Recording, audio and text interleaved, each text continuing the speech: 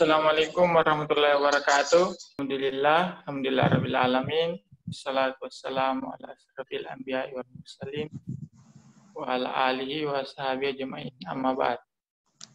Alhamdulillah, teman-teman yang luar biasa, kita bisa bersua di kesempatan yang perdana ini. Tentunya di forum yang spesial ini dan bersama dengan teman-teman yang juga spesial. Insya Allah kita juga akan mengupas materi yang spesial juga. Jadi serba spesial nih. Nah, untuk yang pertama mungkin kita sapa dulu pemateri kita. Kak Heri, gimana kabarnya Kak Heri? Assalamualaikum. Waalaikumsalam warahmatullahi wabarakatuh. Alhamdulillah luar biasa. Baik, alhamdulillah. Mudah-mudahan teman-teman kita yang lain juga dalam keadaan Amin. walafiat dan luar biasa. Nah, Amin. seperti teman-teman yang sudah ketahui bahwa ini adalah acara perdana kita merupakan program dari vlog dakwah, dan insya Allah kajian ini akan dibuat rutin untuk bisa saling bersilaturahmi dengan teman-teman. Nah, kalau teman-teman yang registrasi ada sekitar 70-an orang ya dari berbagai daerah di Indonesia. Terakhir 91. Masya Allah, 91 yang registrasi. Sedangkan akun Zoom kita kapasitasnya cuma untuk 100 orang.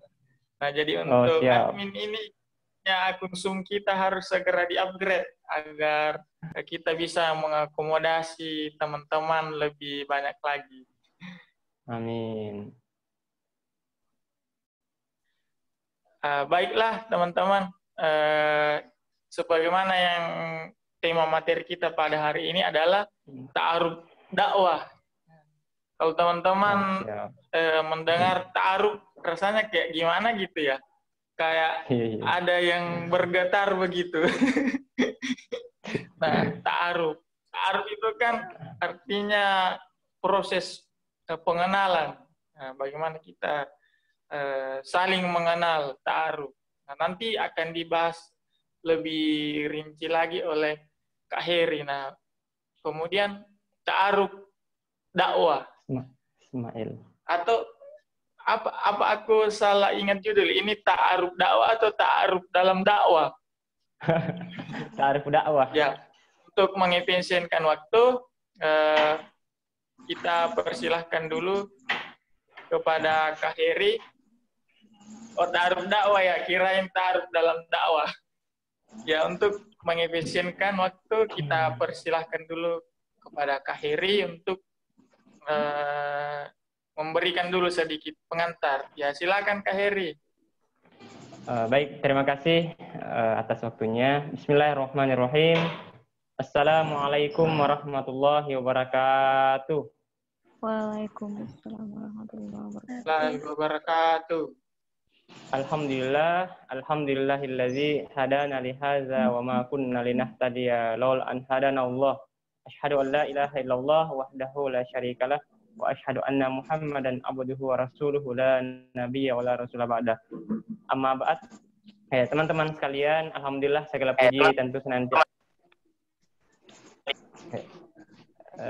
puji tentu senantiasa kita panjatkan kepada Allah Subhanahu wa taala, zat yang telah memberikan begitu banyak nikmat kepada kita semua, sehingga dengan nikmat tersebutlah kita dapat bersua pada malam hari ini program acara bicara dakwah.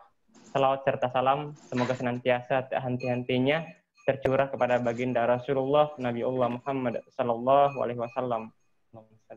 Muhammad, dan semoga kita semua termasuk orang yang senantiasa istiqomah dalam mengikuti risalah yang telah beliau bawa.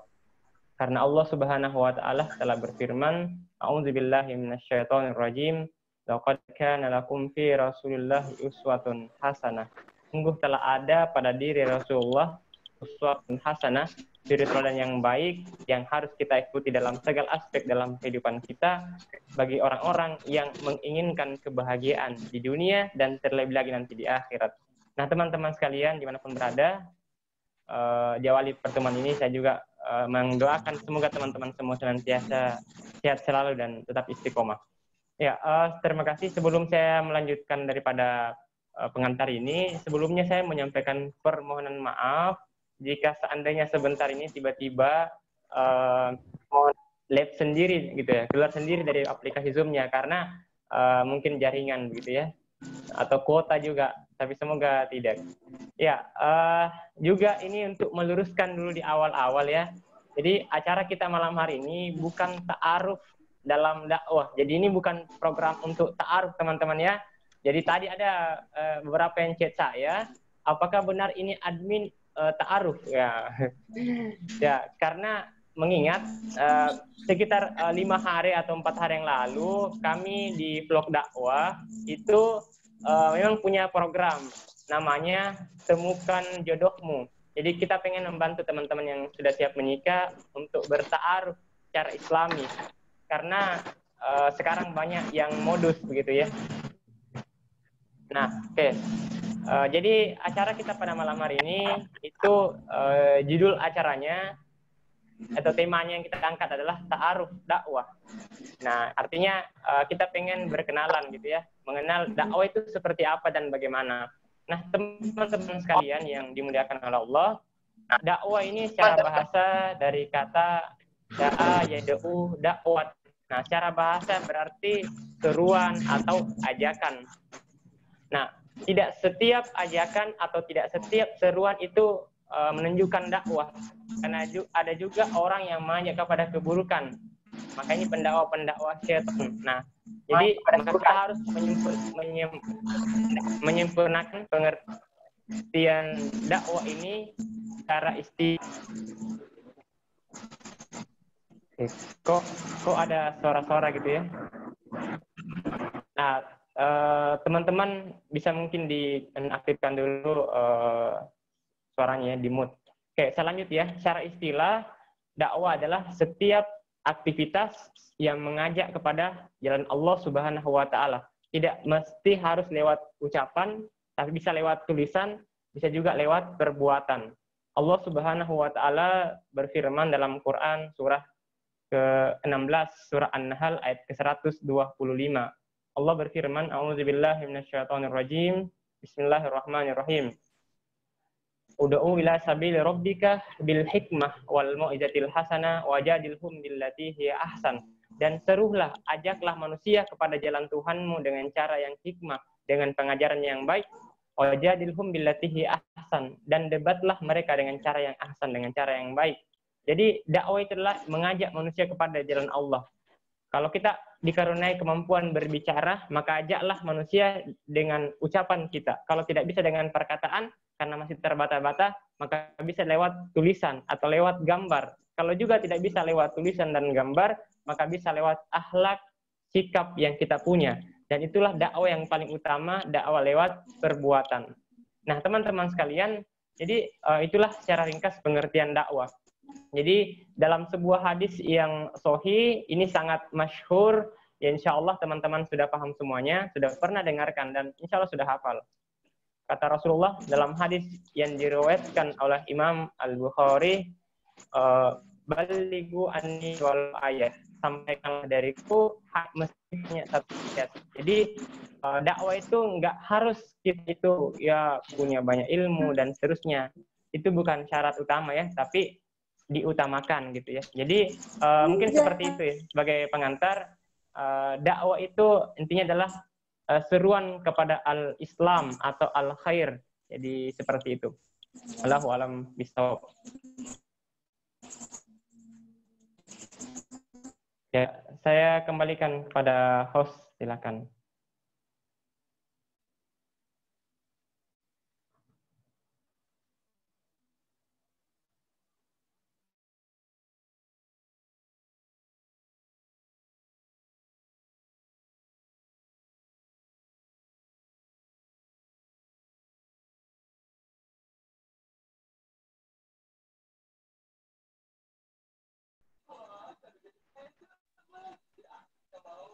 Mohon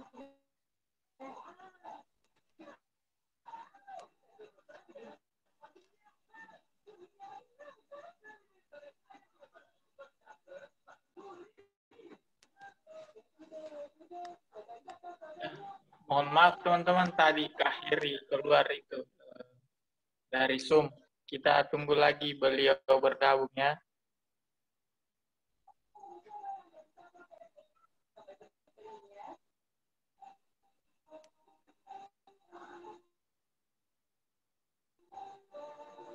Ya, silakan Kak Heri dilanjutkan. Ya, baik. Nah, teman-teman tadi sudah kita bahas tentang apa itu dakwah gitu ya. Di dakwah itu intinya adalah setiap ajakan kepada al-khair. Jadi al-khair itu adalah apa-apa yang baik menurut Allah dan Rasul-Nya. Jadi ketika baik menurut manusia itu belum tentu baik menurut Allah Subhanahu wa taala. Makanya Allah Subhanahu wa taala menjelaskan dalam Quran surah ketiga Ali Imran ayat ke-104. Wal takum minkum ummatu yad'una ilal khair. Hendaklah ada di antara kalian sebuah jamaah, sebuah kelompok yang senantiasa menyeru atau mengajak kepada al-khair. Apa itu al-khair? Para ulama menjelaskan al-khair adalah Islam. Maksudnya kita mengajak kepada dinul Islam. Seperti itu.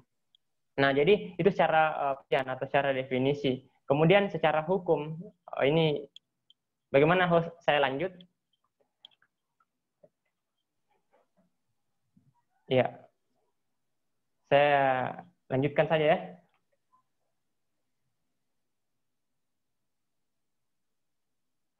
Ya, dari host. Ya, baik. Nah, tentu timbul pertanyaan, sebenarnya dakwah ini hukumnya apa sih? Gitu ya. Mengingat banyak di antara kaum muslimin umat Islam yang mengatakan, oh dakwah itu tugasnya orang-orang yang alim, tugasnya ustadz, harus ada skill khusus untuk berdakwah. Nah, teman-teman, dalam sebuah hadis yang sahih yang diriwayatkan oleh Imam At-Tirmizi dan Ibnu Majah, Rasulullah SAW bersabda, "Man ra'a minkum mungkaran falyughayyiru bi yadihi, fa in lam yastati' fa bi lisanihi, wa in lam yastati' fa bi qalbihi, wa dzalika adaful iman." Artinya, barang siapa yang melihat kemungkaran, maka hendaklah dia mencegahnya dengan kekuasaan, dengan tangan yang dimiliki, kekuasaan yang dimiliki. Kalau tidak bisa dengan kekuasaan, fa bi lisanihi, dengan perkataan, dengan lisan. Kalau juga nggak bisa, maka dengan qulub, dengan hati. Hati membenci perbuatan buruk itu dan mendoakannya orang itu agar kembali kepada jalan Allah. Nah, maka dari hadis ini dapat kita pahami bahwa dakwah itu pertama hukumnya bisa menjadi fardu ain, wajib individu. Saat kapan? Ketika di depan mata kita ada kemaksiatan yang kita lihat, maka di saat itu dakwah menjadi wajib untuk kita lakukan sesuai dengan kemampuan kapasitas yang kita bisa. Nah, seperti itu teman-teman. Jadi di akhir hadis itu Rasulullah menjelaskan wazalika adaful iman, dan itulah selemah-lemahnya iman, yaitu dengan hati. Artinya apa? Ketika kita melihat kemungkaran di depan mata dan kita nggak mencegah dengan kekuasaan, tidak juga dengan lisan, tidak juga dengan hati, maka kita dianggap nggak lagi memiliki iman. Karena orang-orang yang beriman itu dia pasti nggak senang dengan keburukan. Maka kita harus mencegah. Itu yang pertama teman-teman. Dakwah itu wajib secara individu. Yang kedua, ada dakwah yang sifatnya jamaah atau berkelompok. Allah Subhanahu wa taala menyebutkan dalam Quran surah ketiga ayat ke-104 yang tadi kami sudah bacakan, wal takum minkum ummatu yad'una ilal khair. Hendaklah ada di antara sebuah kelompok yang senantiasa menyeru kepada al-khair. Nah, maka keberadaan kelompok jamaah dakwah atau kita menyertakan dalam kelompok dakwah itu menjadi fardu kifayah. Harus ada kelompok dakwah di tengah-tengah masyarakat. Makanya saat ini teman-teman, kita mengenal ada namanya Jamaah Tabligh, Wahdah, Salafi, NU, Muhammadiyah, dan lain-lainnya. Itu semua adalah bagian daripada realisasi atas perintah Allah Subhanahu wa taala. Nah, jadi seperti teman-teman. Jadi secara hukum seperti itu. Kemudian apa saja sih keutamaan daripada orang-orang yang menyampaikan dakwah, gitu kan ya? Nah, yang pertama teman-teman, Allah Subhanahu wa taala memberikan keutamaan kepada orang yang berdakwah dengan sebutan sebagai ahsanu qaulan, pemilik ucapan atau amalan terbaik. Nanti teman-teman bisa cek pertama dalam Quran surah ke-41 ayat ke-33. Fussilat, Allah berfirman, "Wa man ahsanu qaulan mimman da'a ila Allah wa amila sholihan wa qala innani minal muslimin." Dan siapakah manusia, siapakah orang yang paling terbaik amalnya atau yang paling terbaik perkataannya, kecuali orang-orang yang menyuruh manusia kepada jalan Allah. Yang pertama, amal terbaik kata Allah adalah dakwah, menyuruh kepada jalan Allah. Kemudian beramal soleh, wa qala innani minal muslimin, dan orang yang berkata saya termasuk orang-orang yang senantiasa berserah diri. Kemudian yang kedua, dakwah adalah jalannya para nabi dan rasul. Jadi ketika ada orang yang berdakwah, maka orang itu telah mengambil daripada risalah dari jalan para nabi. Allah menyebutkan dalam Quran surah ke-12 ayat 108, surah Yusuf. Qul hadhihi sabili ad'u ila Allah. Katakanlah Muhammad, inilah jalanku, inilah jalan dakwahku. Aku orang yang bersamaku menyuruh kalian kepada jalan Allah. Nah, maka berkata Ibnu Qayyim Al-Jauziyah, seseorang itu belumlah disebut sebagai pengikut daripada Nabi yang sejati, belum disebut sebagai pengikutnya Rasulullah yang sebenarnya, sampai orang itu mengambil daripada bagian risalah Nabi ini, yaitu mendakwahkan dinul Islam. Maka kita, teman-teman, cukuplah kita disebut sebagai orang yang cinta kepada Nabi ketika kita mendakwahkan agama Islam ini. Nah, itu yang kedua, teman-teman. Yang ketiga, keutamaan orang yang berdakwah itu berpeluang mendapatkan amal jariyah. Dalam hadis yang diriwayatkan oleh Imam Muslim, Rasulullah SAW bersabda, "Man dalla ala khairin falahu mislu ajri fa'ili." Barang siapa yang mengajak kepada kebaikan, maka baginya kebaikan yang sama seperti yang dikerjakan oleh orang yang diajak tersebut tanpa mengurangi pahalanya. Nah, teman-teman sekalian yang kami muliakan, coba deh teman-teman kita bayangkan betapa banyak pahala yang didapatkan oleh misalnya para wali songo yang mendakwakan Islam ke Nusantara ini. Berkat dakwah mereka, para wali songo itu, kita bisa mengenal Islam. Nah, luar biasa kan pahalanya? Berapa pahala yang didapatkan oleh misalnya Imam Asy-Syafi'i, karena dia menulis sebuah kitab yang dengannya itu orang mengamalkan ilmu itu. Berapa banyak pahala yang sampai kepada para sahabat, utamanya kepada Rasulullah, karena mereka lah yang pertama kali mendakwakan Islam. Nah, makanya teman-teman sekalian, sangat rugi sekali kalau kita sudah tahu keutamaan dakwah, tapi kita tidak mengambil bagian daripada jalan dakwah ini. Kemudian keutamaan yang berikutnya adalah suatu ketika Rasulullah bersabda kepada Ali bin Abi Thalib, ya, Rasulullah bersabda seperti ini, "Ya Ali, fawallahi la an yahdiyakallahu bika rajulan wahidan khairun laka min humrin na'am."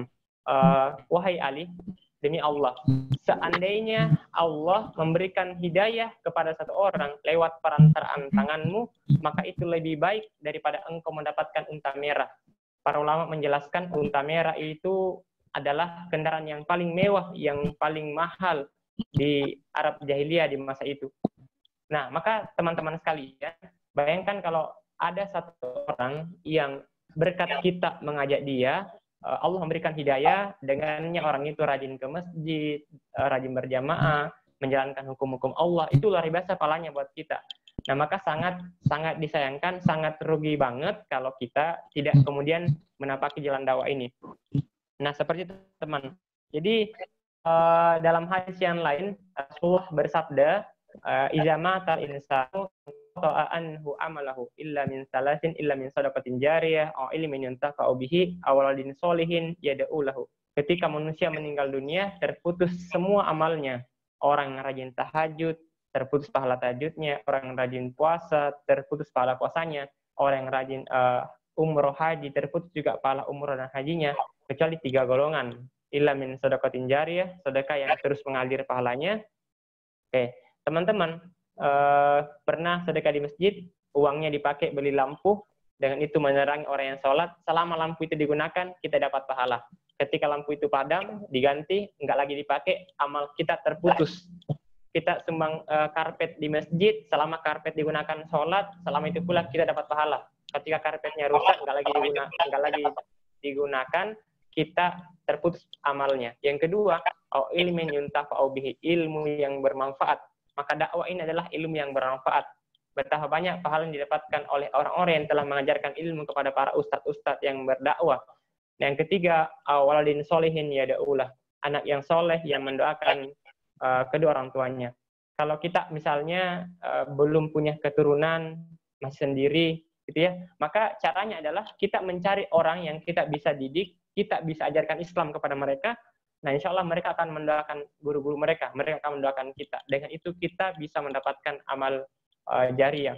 Berikutnya teman-teman sekalian, dalam sebuah hadis yang sahih juga, Rasulullah bersabda bahwa sesungguhnya para malaikat, ikan-ikan yang ada di lautan itu akan memohonkan ampun kepada orang-orang yang mengajarkan ilmu mereka atau orang-orang yang mendakwahkan dinul Islam.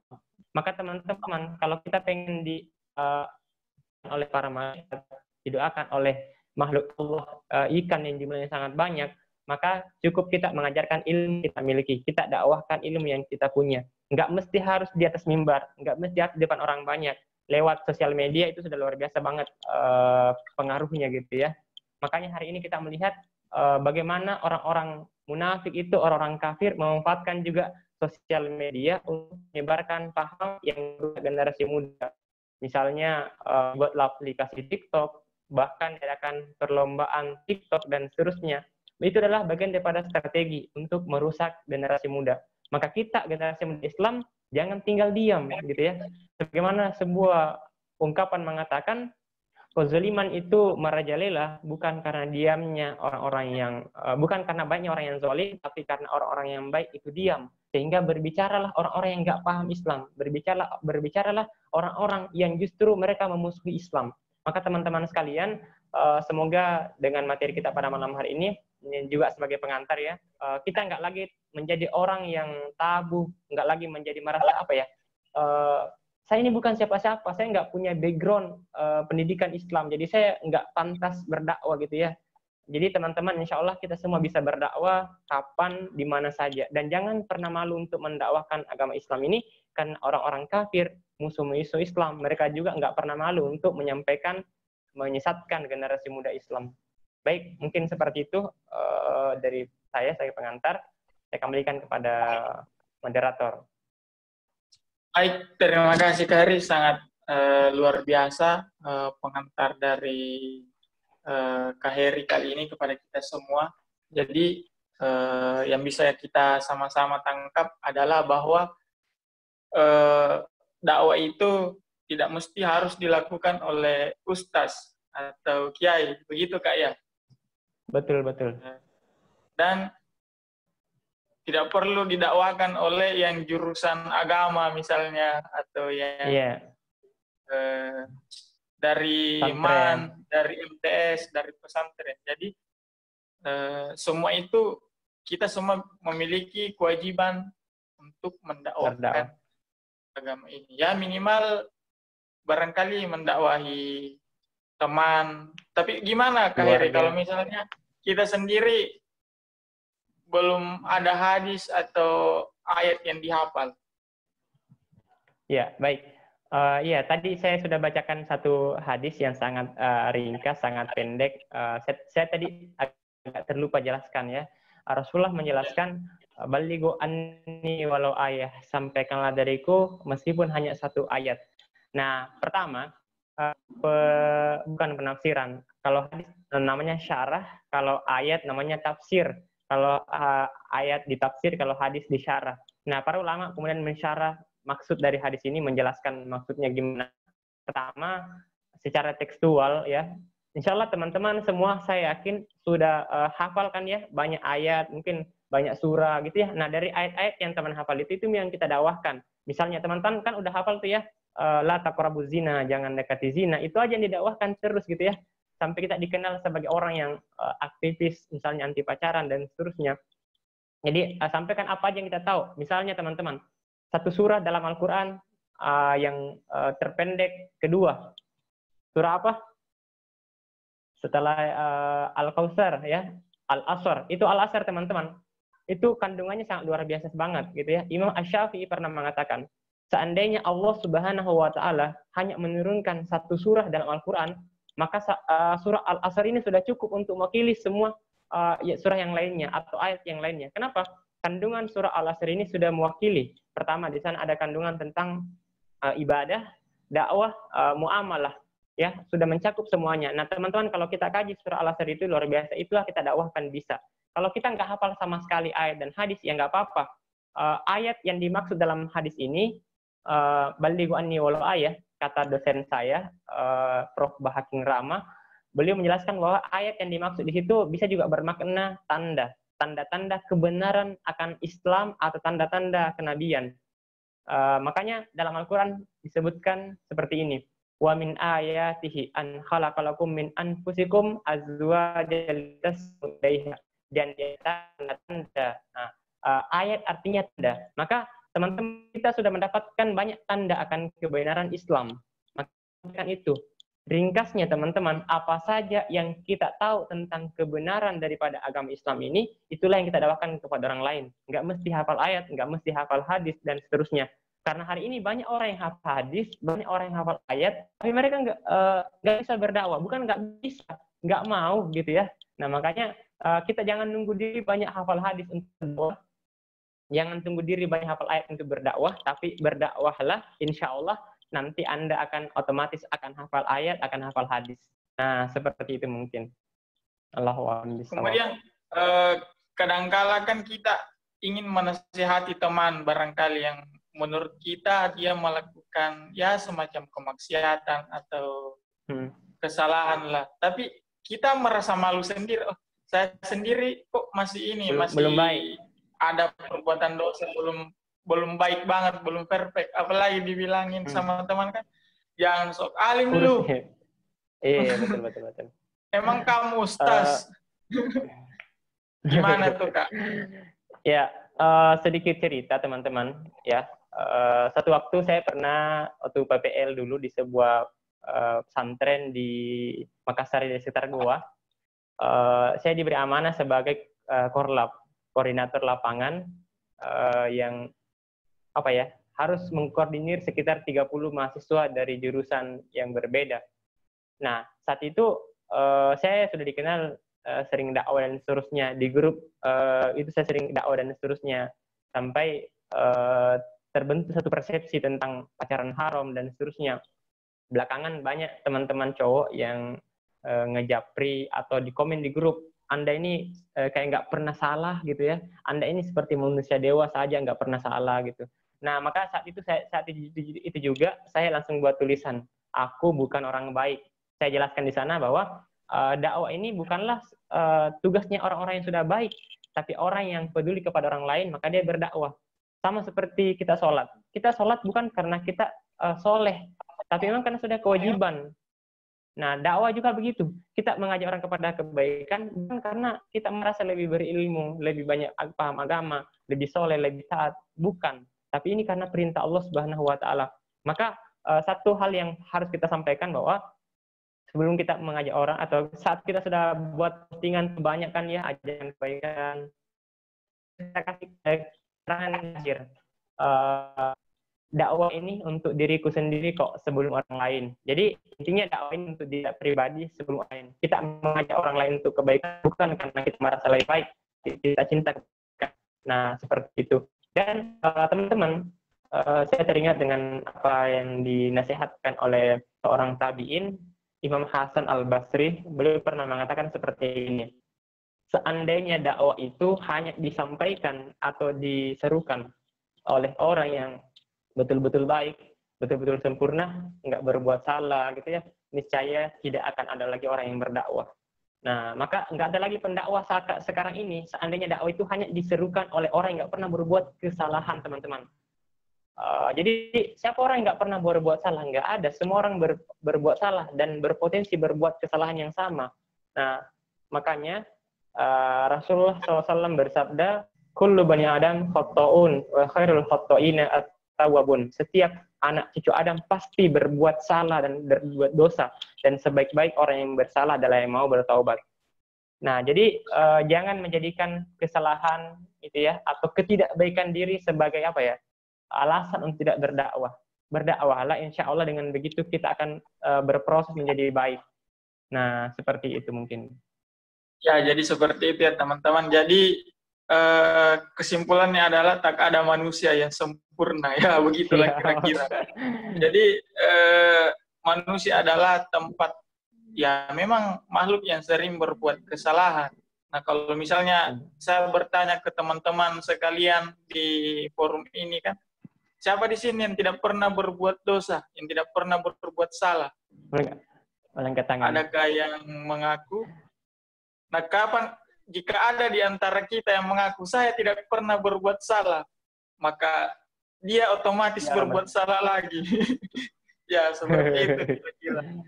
Nah, sebelum kita lanjut di pemaparan selanjutnya, barangkali ada teman-teman yang ingin bertanya langsung atau ingin berdiskusi langsung atau ingin menyampaikan unek-uneknya, mungkin memiliki pengalaman berdakwah yang ingin di-sharing dan lain-lain, ya silahkan raise hand melalui aplikasi Zoom atau bisa melalui chat, bertanya langsung ke chat di chat Zoom kita, lalu kita akan bacakan ke Kak Heri pertanyaannya. Atau jika ada teman-teman yang ingin bertanya langsung, silahkan. Saya Kak. Atas nama siapa? Rizka Niwidya. Ya, silahkan. Gini Kak, mau Kak bertanya. Kadang begini, setiap saya dakwah temanku itu ada yang bertanya, nanti baru terima itu dakwahmu karena belum pas siap, belum dapat hidayah. Maksudnya itu Kak, hidayah itu memang dijemput Kak atau kita tunggu sendiri atau gimana Kak? Iya, baik, terima kasih ya. Jadi ini Kak Heri, pertanyaan dari saudari Ica. Katanya pernah mendakwahi temannya tapi dia bilang nggak usah dulu deh, saya terima nasihatmu, saya belum siap, saya belum mau barangkali disuruh sholat. Ayo sih sholat. Nggak dulu dah, saya belum mau sholat, belum belum siap, belum mau terima. Nah, gimana tuh Kak Heri? Kalau ada teman kita yang diajak di kebaikan misalnya sholat atau dan lain-lain, tapi dia berkata seperti itu. Silahkan Kak. Ya, baik. Ini pertanyaan yang luar biasa ya, dan insya Allah akan dialami oleh semua orang-orang yang pernah berdakwah dan akan berdakwah. Hal-hal semacam itu pasti kita akan temui. Yang pertama, sebelum kita kemudian lebih jauh berdakwah, kita harus memahami dulu apa tugas kita dan di mana wilayah yang kita kuasai. Nah, teman-teman, hidayah itu adalah hak Allah Subhanahu wa Ta'ala. Tugas kita hanya mengajak, hanya memberikan basyir wa nazir, kabar gembira dan peringatan. Ada 2 ayat dalam Al-Quran yang insya Allah ini sangat bisa memberikan pengajaran yang luar biasa kepada kita dan kepada siapa saja yang akan menapaki jalan dakwah ini. Yang pertama, silakan teman-teman catat dalam Quran surah kedua Al-Baqarah ayat ke-272. Yang kedua, surah ke Al-Qasas surah ke-28 ayat ke-56. Yang pertama, Al-Baqarah 272. Allah Subhanahu wa taala berfirman, "A'udzubillahi minasyaitonirrajim. Laisa 'alaika hudahum walakinallaha yahdi may yasha." Bukanlah tugasmu memberikan hidayah, memberikan petunjuk kepada orang lain, tapi Allah lah yang akan memberikan hidayah kepada siapa yang dikehendakinya. Dalam Quran surah Al-Qasas ayat ke-56, Allah menjelaskan, "Innaka la tahdi man ahbabta walakinallaha yahdi may yasha." Kamu tidak akan bisa memberikan hidayah, petunjuk kepada orang yang kamu cintai, tapi Allah lah yang akan memberikan hidayah kepada siapa yang dikehendakinya. Nah, ayat ini itu asbabun nuzulnya ketika paman Rasulullah Abdul Muthalib itu meninggal dalam keadaan kafir, Rasulullah bersedih, maka turunlah ayat itu untuk menjelaskan bahwa wilayah hidayah itu adalah hak Allah. Tugas kita hanya mengajak, memberikan peringatan. Nah, kalau ada orang yang kita dakwai lalu dia menolak, itu hak dia. Tugas kita sudah selesai. Kalau dia mengatakan, saya belum dapat hidayah. Pertama, ada 2 maknanya. Sebenarnya, hidayah itu sudah sampai kepadanya, hidayah adalah petunjuk. Tapi orang itu belum mendapatkan hidayah itu taufik. Hidayah itu taufik itu adalah petunjuk untuk lebih dekat kepada jalan Allah Subhanahu wa Ta'ala. Secara umum teman-teman, kita semua sudah mendapatkan hidayah. Karena kita sudah tahu tentang kebenaran Islam ini, tinggal kita jemput apa kita mau atau enggak gitu ya. Jadi hidayah itu teman-teman, hidayah itu dijemput. Seperti rezeki itu harus dijemput gitu ya. Sudah Allah tetapkan rezekinya orang gitu ya. Nah, jadi seperti itu teman-teman. Kemudian satu ayat lagi dalam Quran surah Ar-Ra'd, surah ke-13 ayat 11, Allah Subhanahu wa taala menjelaskan, "Innallaha la yughayyiru ma biqaumin hatta yughayyiru ma bi anfusihim." Allah nggak akan memberikan hidayah kepada orang tersebut.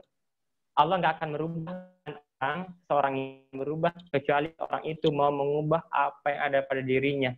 Jadi kalau berharap hidayah, ya mungkin maksudnya hidayah itu taufik, tapi kita sampaikan bahwa hidayah itu harus dijemput teman, nggak perlu ditunggu. Tapi kita nggak mengingatkan dan jangan pernah bosan untuk mengajar selagi dia tuh nggak mengatakan nggak usah lagi dakwah saya gitu ya. Ini saya juga dapat dosa, bukan juga kamu gitu. Terserah saya dong gitu ya. Kalau saya mau pacaran, ya itu hak saya. Nah, selagi dia nggak ada kata-kata nggak senang gitu ya, silahkan diajak dengan lemah lembut.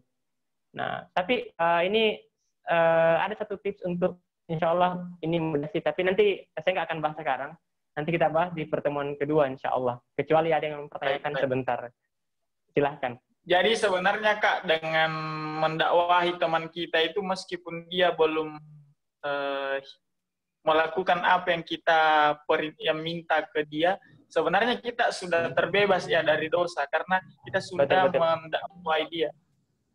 Begitu ya. Benar-benar. Jadi ya betul. Jadi keberhasilan dakwah itu bukan ketika orang itu ngikut, bukan, tapi ketika kita bisa menyampaikan gitu ya. Nah, seperti itu. Nah, baik, mungkin ini agak sama, saya pernah membaca caption salah satu postingan di Instagram beberapa hari lalu yang isinya lebih kurang seperti ini. Jadi tugas Maryam itu hanya menggoyangkan pangkal pohon kurma walaupun dengan tenaga sisanya. Tapi urusan buah itu jatuh, itu urusan Allah. Ya. Benar, kemudian tugas Nabi Musa hanya memukulkan tongkatnya ke laut, tapi yang membola lautan itu Allah. Tugas Nabi Ibrahim itu hanya menyeru orang untuk berhaji saja. Yang mendatangkan mereka itu adalah Allah. Nah, barangkali seperti itu juga dalam bagi kita. Nah, ada yang komentar di bawahnya, tugasku saat ini hanya posting-posting yang mendatangkan Anda menjadi followerku itu Allah. Siap. Jadi seperti itu. Ya, seperti itu barangkali. Kita lanjut. Ya. Tadi ada yang chat ingin bertanya. Sebelum kita baca chat yang masuk, tadi ada yang ingin bertanya langsung, silahkan. Halo Kak. Indri. Ya, silahkan. Assalamualaikum warahmatullahi wabarakatuh. Waalaikumsalam warahmatullahi wabarakatuh. Bismillahirrahmanirrahim. Kak, izin bertanya. Kan sering kita dengar bahwa dakwah ini kan wajib. Nah, namun ketika kadang saya berdiskusi sama teman-teman saya yang dari Salafi terutama, kebanyakan mereka mengatakan gini, kita wanita itu lebih baik di rumah. Kenapa? Karena kalau seandainya misalnya kita dakwah, itu kan kebanyakan kita keluar. Jadi itu kebanyakan kita lebih banyak mudaratnya. Nah, itu kira-kira gimana Kak? Maksudnya dakwah untuk perempuan itu seperti apa Kak? Penjelasannya. Assalamualaikum warahmatullahi wabarakatuh. Nah, gimana tuh Kak Heri? Jadi katanya wanita itu enggak usah berdakwah, cukup di rumah saja. Kan sekarang bukan cuma work from home ya Kak ya, ada juga dakwah from home. Oke, silakan Kak Heri diberikan penjelasan. Ya, baik. Jadi yang pertama, perintah untuk berdakwah itu ataupun keutamaan dakwah itu enggak hanya diserukan kepada laki-laki, tapi secara umum. Termasuk hadis Nabi Shallallahu Alaihi Wasallam, afdal jihadi kalimatu haqqi inda sultanin jairin. Jihad yang paling utama adalah menyampaikan kata-kata yang hak di hadapan penguasa yang zolim. Ini berlaku juga untuk laki-laki, juga untuk wanita. Nah, sebagaimana pada masa Khalifah Umar bin Khattab, pada masa itu ketika Khalifah Umar itu menetapkan ketetapan mahar, maka saat itu juga ada seorang wanita yang berdiri lalu mengkritisi Khalifah Umar di depan orang banyak dan mengatakan, wahai Khalifah Umar, sungguhnya Allah Subhanahu wa taala berfirman begini dan begini. Lalu Khalifah Umar membenarkan perkataan wanita itu. Nah, dari riwayat ini menjelaskan bahwa boleh saja, sah-sah saja wanita itu berdakwah di tempat umum. Yang penting dengan cara yang benar, gitu ya. Pertama, dia menutup aurat, tidak bertabarus jika harus menampakkan dirinya di seperti ini. Nah, jadi teman-teman, perempuan itu nggak ada sama sekali larangan mengatakan jangan berdakwah, gitu, yang keluar rumah dasarnya. Bukankah kita tahu Aisyah itu terkenal dia pergi berperang, gitu ya? Bahkan Hindun jadi panglima perang, bukan panglima perang, tapi itu dia berperang. Nah, jadi teman-teman, dulu para sahabi ya, Nabi SAW, jangan berdakwah, ikut berjihad, gitu ya. Nah, jadi dakwah itu jangan melulu dipahami di depan laki-laki ngomong, enggak. Gitu ya. Jadi ada kondisi tertentu di mana perempuan itu memang enggak seharusnya tampil di depan laki-laki ya. Misalnya, ketika ada sebuah kegiatan yang di sana pesertanya campur ikhwan akhwat, maka sebaiknya, bukan berarti nggak boleh, tapi sebaiknya perempuan nggak tampil di depan untuk menyampaikan materi dan seterusnya. Diutamakan laki-laki, kecuali kalau perempuan itu memang diharapkan banget ilmunya, gitu ya, seperti Ustazah Oki dan seterusnya seperti itu. Nah, jadi ini tentang pelaksananya saja, gitu ya, harus disesuaikan dengan syariat, cara dakwanya, gitu ya. Jadi nggak haram ketika perempuan berdakwah di tempat umum, gitu ya. Yang penting caranya benar. Dan itu insya Allah lebih utama daripada perempuan yang hanya tinggal di rumah, duduk dan seterusnya. Kecuali kalau dilarang sama mahramnya, gitu ya, atau suaminya. Allahu a'lam bishawab. Jadi mungkin temannya juga itu kurang memahami dakwah itu seperti apa bagi wanita, gitu ya. Jadi yang berpendapat seperti itu ya silahkan, gitu ya. Yang penting kita nggak saling menyalahkan, harus bijaksana menyikapi perbedaan. Itu saja sih mungkin dari saya. Baik, jazakallah Kak Heri. Kita sebelum menerima pertanyaan yang ingin bertanya langsung, teman-teman yang ingin sharing langsung, saya mau bacakan dulu nih dari chat yang masuk lewat chat. Yang pertama itu dari Astriana, dari Sinjai sepertinya.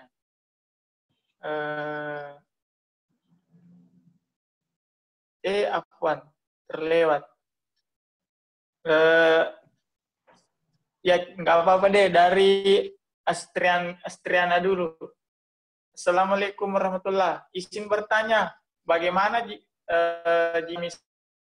kita sudah banyak menghafal hadis maupun ayat, dan sering mengikuti majelis ilmu, tapi bingung bagaimana cara menyampaikan ke orang lain, karena kita bukan orang yang mudah membaur, dan tidak tahu bagaimana caranya menjelaskan ke orang lain.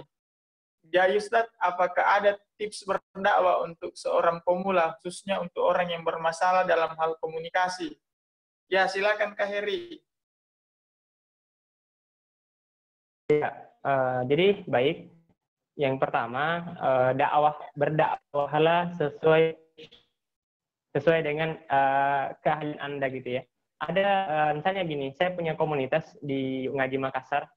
Nah, ini bukan iklan ya, sekedar informasi saja. Nah, di tim Ngaji Makassar itu kami ada banyak, nggak semua tampil sebagai pembicara, hanya sebagian orang. Sebagian itu di belakang layar, kerjanya ngedit poster, gitu ya, atau share-share sebagai moderator, gitu ya. Nah, jadi teman-teman, kalau teman-teman keahliannya apa, passionnya apa, kalau misalnya bisa nulis-nulis, buat caption, buat poster-poster dakwah, itu juga sudah bagian daripada dakwah. Atau kalau mau paling termudah, silahkan teman-teman kerjanya share aja, gitu ya. Misalnya dapat info kajian, share, dapat info taklim, share, dan seterusnya. Atau posting aja di story WA-nya, insya Allah bisa, guys. Jadi itu semua adalah bagian daripada dakwah. Awalnya begitu-begitu aja terus. Intinya teman-teman, ketika teman-teman itu sudah ada rasa segera untuk berdakwah ya, itu mulailah untuk banyak menonton video-video dakwah dan seterusnya, mengikuti banyak kajian-kajian seperti ini. Insya Allah teman-teman akan banyak mendapatkan referensi tentang cara berdakwah. Jadi teman-teman, by the way di sini ada nggak yang pernah nonton satu film action atau apalah gitu ya, atau mungkin dari mengunjungi sebuah tempat destination yang indah begitu ya. Pernah ya? Pernah semua insya Allah. Terus apa yang teman-teman rasakan? Oh, itu tempat indah banget, keren. Terus ketika teman-teman ketemu temannya yang lain yang nggak sempat ke tempat itu, apa yang kita lakukan ketika ketemu dengan teman-teman kita? Kita akan menceritakan, oh bro, aku habis datang ke tempat ini loh, di sana tuh keren banget gitu ya. Aku habis nonton film ini dan ini, itu pokoknya kamu harus nonton deh gitu ya. Nah, sebenarnya begitu juga dakwah teman-teman. Ketika kita tahu tentang indahnya Islam, indahnya hidayah ini, maka kita akan harus, jadi dakwah itu sifatnya ala, karena kita merasakan betapa indahnya menapaki jalan dakwah, betapa indahnya sholat, betapa indahnya itu kalau kita pacaran lalu nikah, itu kita share, kita bagi ke orang. Jadi dakwah seakan-akan Anda hanya berbagi cerita, nggak perlu terlalu terkesan kayak menggurui, bahkan itu harus dihindari gitu ya. Nah, jadi seperti itu teman-teman. Jadi jadikan dakwah itu sebagai sebuah kebiasaan. Anggap saya bercerita gitu ya. Nah, jadi seperti itu insya Allah. Untuk penanya ini, nanti insya Allah kita akan lebih kupas lebih banyak di pembahasan kedua, di pertemuan kedua tentang seni dalam dakwah, insya Allah. Begitu mungkin. Ya, baik. Selanjutnya, penanya selanjutnya yaitu Saudari Mulyani. Assalamualaikum, izin bertanya, bagaimana jika kita ingin berdakwah menyampaikan al-haq di tengah-tengah keluarga, tapi di lain sisi ada rasa takut jika nanti apa yang disampaikan tidak dilaksanakan. Padahal jelas dalam Quran surat As-Saff, yaitu amat besar kebencian di sisi Allah bahwa kamu mengatakan apa-apa yang tidak kamu kerjakan. Oh, kayaknya ini sudah terjawab tadi ya Kak ya. Ya, kita langsung saja ke selanjutnya. Mau bertanya, kan sekarang Ana lagi memilih untuk sendiri, harapannya sampai halal. Nah, gimana caranya biar tetap istiqomah sampai halal? Amin. Begal. Ya. Berjuang hingga halal. Ya, teman-teman. Baik, sedikit saya lebih mempertegas lagi jawaban yang pertama tentang firman Allah, kabura maqtan indallah an taqulu ma la taf'alun. Jadi amat besar kebencian Allah orang yang mengatakan sesuatu sementara dia nggak mengerjakan itu. Ini ada banyak penafsiran. Bisa bermakna orang yang kemudian berjanji tapi tidak menepati janjinya, gitu ya. Jadi teman-teman berdakwahlah. Saya pernah buat satu quotes, kata-kata gitu ya.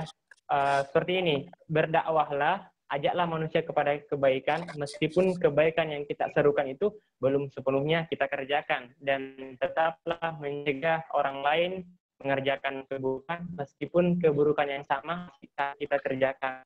Nah, seperti teman-teman. Jadi, jangan mendiri betul-betul sempurna, baru mau mengajak orang lain untuk mengerjakan kebaikan, seperti itu. Jadi, hilangkan yang mengatakan, yang membisikkan dalam kamu nggak usah berdakwah, kamu nggak usah seru mereka kepada kebaikan, toh kamu juga masih suka mengerjakan seperti ini. Nah, itu bisikan syaitan agar kita nggak lagi berdakwah. Nah, seperti teman-teman ya. Kemudian berikutnya tips sendiri sampai halal gitu ya. Nah, jadi kayaknya saya pernah bahas kayaknya ini ya.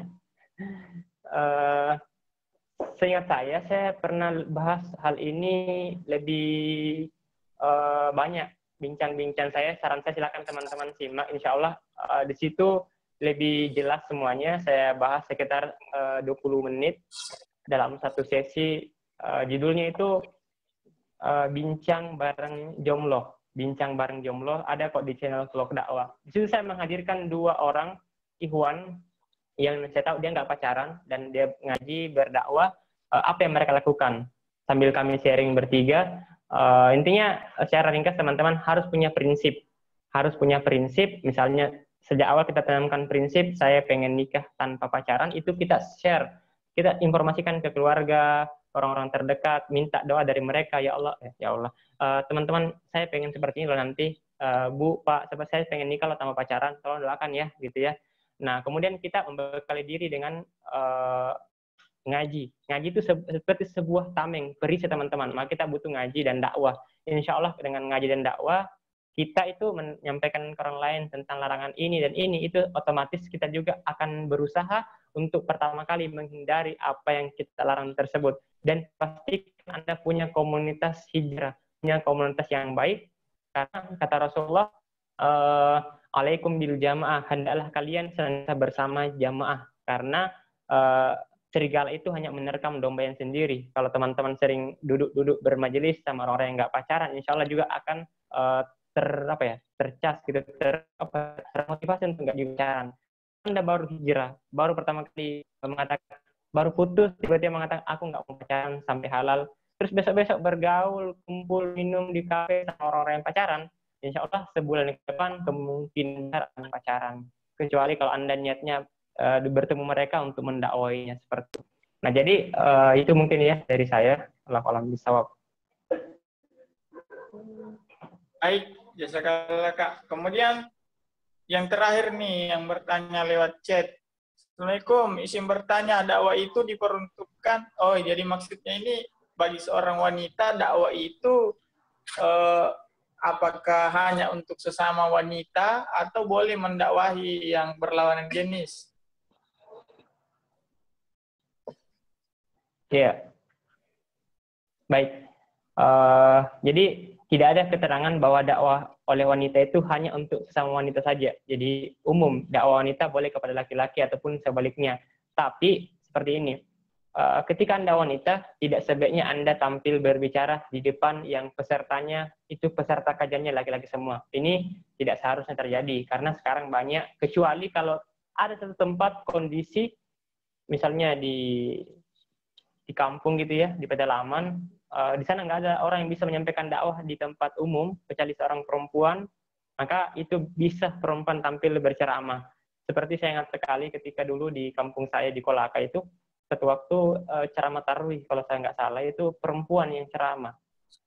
Ibu-ibu ya, di kampung saya juga Kak pernah kayak gitu, jadi ustazah yang ceramah tarawih. Iya.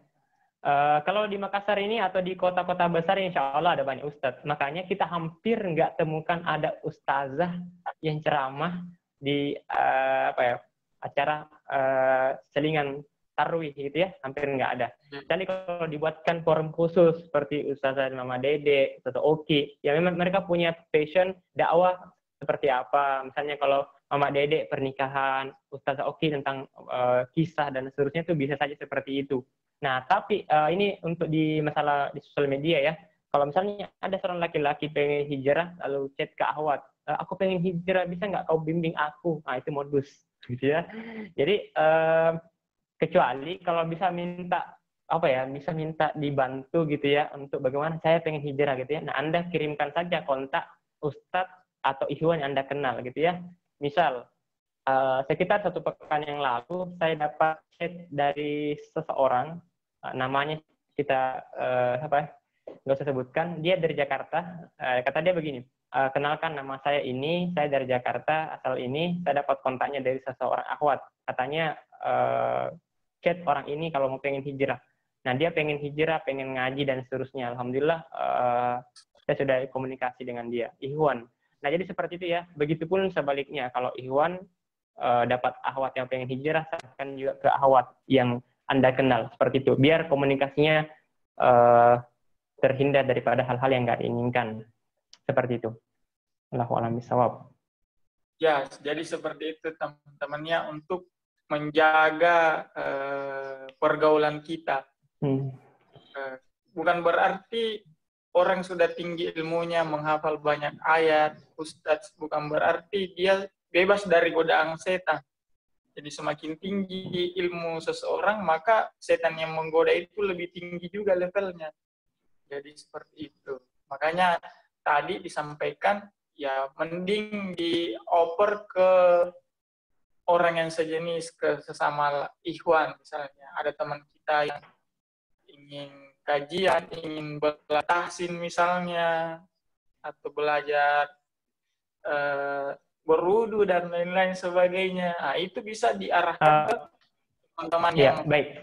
Bersama ikhwan atau sesama akhwat. Ya, silakan Kak. Saya sedikit ada cerita nih ya. Kayaknya tadi tadi pagi atau tadi siang seseorang akhwat itu bertanya begini, Kak, ini saya ada seorang ikhwan yang ngajakin saya untuk ngajakin tahsin bareng gitu ya, tahsin bareng lewat sosial media. Maka saya jelaskan kalau itu modus gitu ya. Jadi ini buat ikhwan hati-hati gitu ya, kalau ada sesama lawan jenis yang ngajakin untuk ngaji bareng dan seterusnya, atau salawatan bareng, nah itu modus, bagian daripada modus. Nah, dan penyebab utama rusaknya kehormatan wanita adalah ketika mereka nggak lagi punya rasa malu.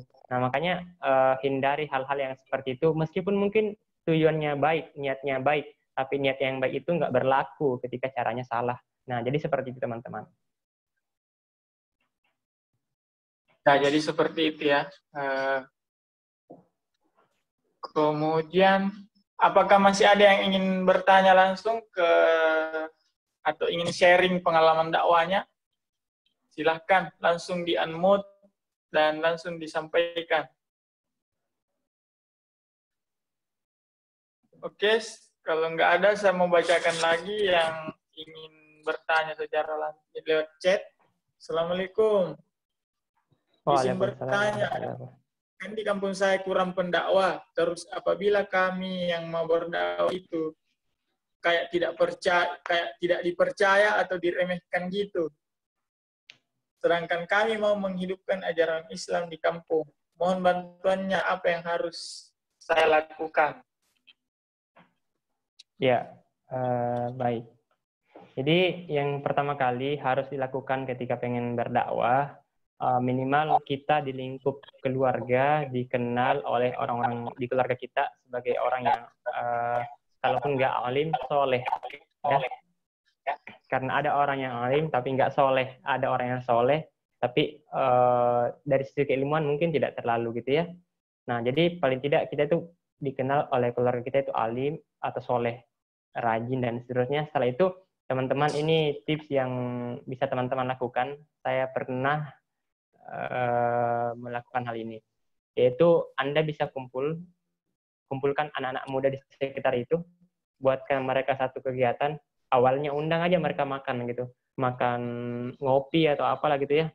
Ini kalau Anda laki-laki itu insya Allah potensinya sangat besar dan sangat mudah kok dilakukan. Terus kalau sudah kumpulkan anak muda, buatkan mereka kegiatan yang positif, terus tawari mereka untuk bagaimana nih kalau kita bentuk sebuah komunitas hijrah gitu. Kita buat komunitas hijrah di kampung kita punya program seperti ini, kita akan ngaji Islam secara santai dan seterusnya. Kita akan hadirkan pembicara-pembicara nanti yang insya Allah bisa mengisi acara kita lewat online misalnya, dan itu insya Allah sangat bermanfaat dan sangat bisa. Jadi kalau kita nggak, oke, sebelumnya kalau boleh tahu ini yang bertanya tadi itu ikhwan atau akhwat? Yang penanya tadi? Oh, akhwat. Ya, kalau akhwat itu memang ada sedikit keterbatasannya gitu ya. Karena dia harus betul-betul menjaga interaksi dengan lawan jenisnya, ya, tidak bebas keluar malam dan seterusnya. Nah, kalau akhwat minimal pertama kali dia bisa kumpulkan teman-teman yang perempuan yang ada di kampungnya, buatkan mereka kegiatan, tawarkan mereka program-program kegiatan dakwah yang milenial seperti itu. Misalnya ngaji bareng, atau sharing-sharing bareng, bahasanya sharing, nggak pakai bahasa dakwah pun bisa gitu teman-teman. Kita sharing tentang Islam, sharing tentang kepemudaan, mungkin di sebuah tempat yang itu dikunjungi banyak oleh anak-anak muda. Jadi jangan langsung kumpulkan mereka di masjid, karena sebagian orang itu fobia, nggak terlalu senang kumpul di masjid gitu ya, terlalu serius dan seterusnya. Nah, jadi itu cara-cara yang insya Allah bisa kita lakukan. Terus berikutnya yang kedua, Anda bisa minta bantuan sama orang yang berpengaruh, ya, bisa minta bantuan sama orang yang berpengaruh di masyarakat itu, tokoh masyarakat. Misalnya ada ibu-ibu majelis taklim, Anda minta tolong sama dia, Bu, bisa nggak dikumpulkan orang-orang, anak-anak daripada ibu-ibu semua di sini gitu ya, khususnya perempuan-perempuannya gitu ya. Anda juga bisa kumpulkan anak laki-laki. Kalau Anda sebagai perempuan yang usianya lebih dewasa bisa mengkoordinir laki-laki SMP dan seterusnya. Nah, itu bisa seperti itu. Banyak sekali uslub cara yang kita bisa lakukan, insya Allah. sedikit, tapi pastikan sejak awal Anda sudah dikenal ya sebagai seorang Muslim, pribadi Muslim yang baik seperti itu.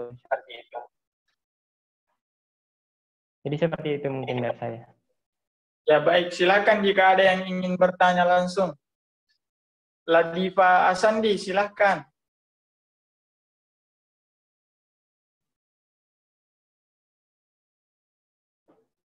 Ingin bertanya langsung, silakan di-unmute. Atau teman-teman lain yang ingin bertanya. Bisa.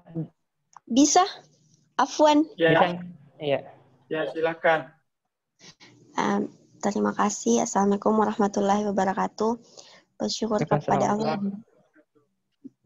kepada Allah dan berselawat kepada baginda Rasulullah Sallallahu Alaihi Wasallam. Pertanyaan saya itu, Ustaz, kan ini dakwah tidak mudah. Pasti ada saja kerikil-kerikil tajam yang selalu menghampiri. Nah, apalagi kita berdakwah itu di daerah yang awam, belum tahu apa itu dakwah, sehingga biasanya kita ajak, namun biasanya juga dia lupa bagaimana, dan kadang kita juga kecewa begitu. Kita sudah ajak tapi tidak dilaksanakan begitu. Bagaimana tipsnya agar seorang pendakwah ini juga bisa tegar? Saya kembalikan. Assalamualaikum warahmatullahi wabarakatuh. Waalaikumsalam warahmatullahi wabarakatuh. Ya, langsung Kak, dijawab. Ya, baik. Jadi yang pertama, kita harus menanamkan sejak awal dalam dakwah bahwa kita berdakwah niatnya karena Allah. Orang itu menerima atau enggak, itu hak orang tersebut. Kita serahkan semuanya kepada Allah Subhanahu wa Ta'ala. Niatnya karena Allah, insya Allah setelah itu nggak akan ada lagi kekecewaan. Jadi teman-teman, kita bisa belajar dari bagaimana dakwah para nabi terdahulu ya. Misalnya Nabi Nuh alaihissalam itu mendakwahi kaumnya sekitar 600 tahun lebih gitu ya. Apa kata Nabi Nuh? Inni da'autu qaumi lailan wa nahara. Sesungguhnya aku ini ya Allah telah mendakwahi kaumku itu siang dan malam gitu ya. Kita itu berdakwah insya Allah nggak siang malam kok ya. Mungkin masih kayak sempat-sempatkan aja gitu ya, kayak sekali sepekan, hari apa dikhususkan untuk dakwah dan seterusnya. Kalau tiap hari bisa juga lewat sosial media gitu ya. Nah, jadi teman-teman, kalau di kampung-kampung ya, ini sebenarnya saya akan bahas nanti lebih banyak sih pada sesi yang kedua tentang seni dalam dakwah. Tapi ini saya sampaikan aja sedikit. Jadi dakwah itu ada minggu depan. Dakwah itu ada dua, teman-teman. Ada dua. Memberi kabar gembira dan peringatan. Nah, kalau untuk orang yang awam, hindari memberikan peringatan. Utamakan memberikan basyir, kabar gembira. Misal gini, Anda punya teman itu belum berhijab. Itu ada dua pendekatannya. Anda bisa ajak dia berhijab dengan ancaman. Kalau kamu nggak berhijab, itu Rasul pernah bersabda seperti ini, perempuan yang berjalan berlenggak-lenggok nggak akan mencium bau surga. Apalagi kalau nggak berhijab. Nah, kalau kira-kira ada teman kita yang belum berhijab, baru pertama kali diajak dakwah, langsung kita berikan peringatan seperti itu, Anda nggak akan masuk surga. Weh, itu apa ya? Pasti kayak kesambar petir begitu ya. Pasti terlalu keras. Kita dikatakan terlalu keras gitu ya. Jadi daripada menyampaikan seperti itu nggak salah, tapi kurang tepat. Mending kita sampaikan seperti ini. Ini sama jenis gitu ya. Anda cantik loh kalau Anda pakai hijab gitu ya. Anda lebih mulia, lebih terjaga kehormatannya kalau Anda pakai hijab, gitu ya. Insya Allah itu lebih menyentuh gitu ya. Gunakan pendekatan psikologi gitu ya. Misalnya ada orang yang pacaran, kita pengen buat dia putus, nggak usah lagi bahas dalil kepada orang yang pacaran sekarang, karena insya Allah mereka sudah tahu semua hukum pacaran itu haram gitu ya. Gunakan pendekatan psikologi. Psikologinya apa? Kalau perempuan pasti pengen dihargai, maka tanyalah dia. Anda pengen jadi perempuan yang disukai banyak laki-laki atau dihargai laki-laki? Jawabnya pasti pengen dihargai. Kalau begitu, tahu nggak? Apakah Anda masih dihargai kira-kira kalau Anda sebagai perempuan dipanggil yang sebelum halal, pegang-pegang? Jawabannya apa? Enggak. Berarti pacaran itu nggak menghargai wanita gitu ya. Dengan sendirinya dia akan merasa, oh iya ya benar juga gitu ya. Nah, seperti itu teman-teman.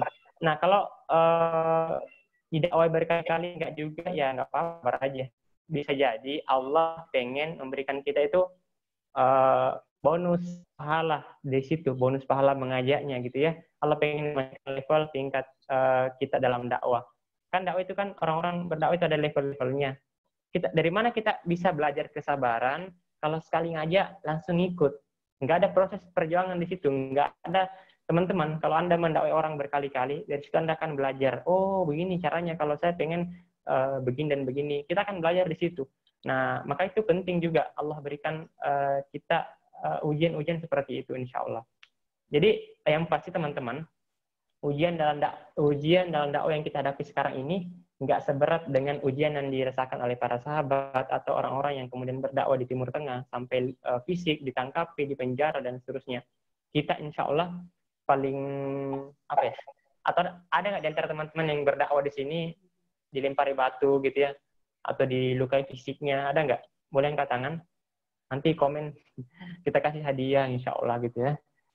Paling dikata-katai gitu ya, soalim gitu ya. Kalau dikata soalim, alhamdulillah gitu ya. Daripada sok munafik, sok kafir gitu ya, sok maksiat gitu ya. Soalim itu apa ya? Berarti itu pengakuan sebenarnya. Kalau kita itu dianggap sudah berilmu. Alim itu jamak dari apa ya? Ulama ya, ulama jamak dari alim, berilmu. Jadi kalau kita dianggap beralim, berarti kita tuh sebenarnya secara nggak langsung dianggap oleh dia itu berilmu. Nah, kita aminkan aja, amin ya Allah, semoga saya betul-betul alim gitu ya, dalam hati gitu ya. Nah, jadi seperti teman-teman ya, dakwah itu sudah pasti ada ujiannya. Kalau kita nggak berdakwah, lalu bagaimana kita bisa mengharapkan surga Allah Subhanahu wa Ta'ala? Sementara para sahabat, Rasul dan para sahabat itu menjadikan dakwah sebagai mahar untuk berjumpa dengan Allah Subhanahu wa Ta'ala. Baik, mungkin seperti itu. Baik, masih yang bertanya lewat chat. Bismillah, Assalamualaikum. Afwan Ustaz, dakwah ada 3 macam. Lisan, perbuatan, dan hati. Mana yang harus dilakukan? Iya, jadi ini tadi sudah kita jelaskan. Maksud daripada hadis tersebut adalah tergantung Anda bisanya dalam level apa gitu. Misalnya gini, ada seorang guru di sekolah menyaksikan muridnya mencuri atau menyaksikan muridnya minum berdiri atau kemungkaran lah gitu ya. Nah, maka dakwah yang bisa dilakukan oleh sang guru tersebut, yang pertama, dakwah biadi. Biadi maksudnya dengan tangan, bukan dengan tangan, tapi itu kiasan, maksudnya adalah dengan kekuasaan. Dengan kekuasaan, dengan jabatan yang dia miliki. Maka guru tersebut bisa berdakwah gini. Ada di sini yang guru, kayaknya tadi ada yang guru tadi ya, honorer atau PNS, bisa angkat tangan nanti gini, teman-teman guru, saya punya teman guru di SMA dulu, beliau ustadz saya juga, itu dia berdakwah dengan kekuasaannya. Caranya gimana? Dia sampaikan seperti ini, dia mengajar pagi, satu-satunya guru honorer waktu itu yang dia dikasih jabatan wali kelas, dan dia itu seperti ini, disampaikan kepada semua siswanya, siapa di antara kalian di sini yang tidak sholat subuh? Yang tidak sholat subuh, silakan sekarang pergi sholat subuh. Jadi jam 8 pagi sebelum dia mengajar, dia suruh semua siswanya pergi sholat subuh yang nggak sholat subuh. Nah itu dakwah lewat kekuasaan yang dia miliki. Ada nggak yang berani bantah? Nggak ada, karena dia guru. Terus semua perempuan dia wajibkan semua pakai jilbab. Jilbab itu kayak gamis panjang dan kerudung yang syar'i gitu ya, hijab syar'i. Nggak ada juga yang berani bantah. Itu dakwah dengan kekuasaan, karena dia punya kuasa. Kalau nggak bisa dengan yang pertama dengan kekuasaan atau jabatan, yang kedua dengan lisan. Kita bisa dengan lisan. Misalnya gini, teman kita selevel gitu, teman kelas, teman kuliah, maka yang kita bisa adalah paling tidak dengan lisan. Ada teman kita yang nggak sholat, ya bro sholat, dia masih nggak sholat, ya dia hanya dengan lisan. Nggak mungkin kita pukul atau nggak mungkin kita paksa gitu ya, karena kita nggak punya kuasa, kecuali kalau dia itu adik kita gitu. Yang ketiga, dakwah dengan hati, mendoakan, dan itulah selemah-lemahnya iman gitu. Jadi seperti itu ya teman-teman. Allahu a'lam bishawab. Ya, silakan jika ada yang ingin bertanya secara langsung unmute dan bicara. Silakan yang bertanya. Kalau nggak ada, kita lanjut lagi yang masuk lewat chat. Bismillah, izin bertanya Kak. Misal ada suatu momen ketika kita sebagai perempuan mendapatkan jabatan dalam sebuah kegiatan kampus. Dan pastinya ada momen di mana kita akan berbicara di tempat umum yang disaksikan oleh laki-laki dan perempuan. Apakah dalil tentang wanita yang tidak boleh berbicara di depan umum juga berlaku dalam fenomena ini? Atau hukumnya gimana Kak? Oh, kalau tadi ya yang kita simak, bukannya tidak boleh berbicara di depan umum begitu Kak Heria, tapi lebih bagi kalau misalnya pesertaan itu ada laki-laki, ada perempuan, lebih baik itu yang berbicara adalah laki-laki. Iya, laki-laki. Tapi kalau dalam kondisi tertentu, misalnya kita ngadain acara di kampus, pesertanya laki-laki dan perempuan, kemudian akan ada sambutan rektor, dan kebetulan rektor kita adalah perempuan, maka itu yang gak jadi masalah, tinggal dikondisikan. Gimana Kak Heri? Iya, jadi sebenarnya gini. Seperti itu. Kalau ini buat teman-teman yang kuliah atau sekolah, dan seorang wanita, Anda diminta ngomong di depan umum tentang kebaikan, maka menurut saya begini, ini harus dimanfaatkan, jangan ditolak dengan alasan saya malu, takut berdosa. Nah, perempuan itu yang dosa suaranya itu adalah ketika itu disengaja dilemah lembutkan, seperti mendayu-dayu, kayak penyanyi dan seterusnya. Seperti Allah sebutkan dalam Quran surah ke-33 Al-Ahzab ayat ke-32. Fala takhda'na bil qawli falyatmal ladzi fi qalbihi maradun, dan janganlah kalian kaum wanita melemah lembutkan suara ketika berbicara. Jadi gini teman-teman. Ini saya pengecualian ya, kalau di kampus atau di sekolah, kalau Anda perempuan sesekali Anda diminta tampil, maka itu menurut saya kesempatan untuk tampil, memperkenalkan diri sebagai seorang pendakwah gitu. Kalau hari ini Anda tampil, Anda dianggap baik, besok-besok Anda diminta lagi tampil, nggak apa-apa, tampil aja terus, nggak apa-apa gitu ya, karena kondisinya memang sangat perlukan lingkungan pendidikan orang yang tampil menyampaikan syiar Islam, kebenaran Islam. Karena jarang banget, yang banyak biasa berani itu tampil nyanyi, dan maka itu harus Anda manfaatkan untuk sebagai ruang untuk menyampaikan Islam kepada teman-teman Anda. Jadi seperti itu mungkin dari saya. Baik, jazakallah. Kemudian pertanyaan selanjutnya dari Mardiana.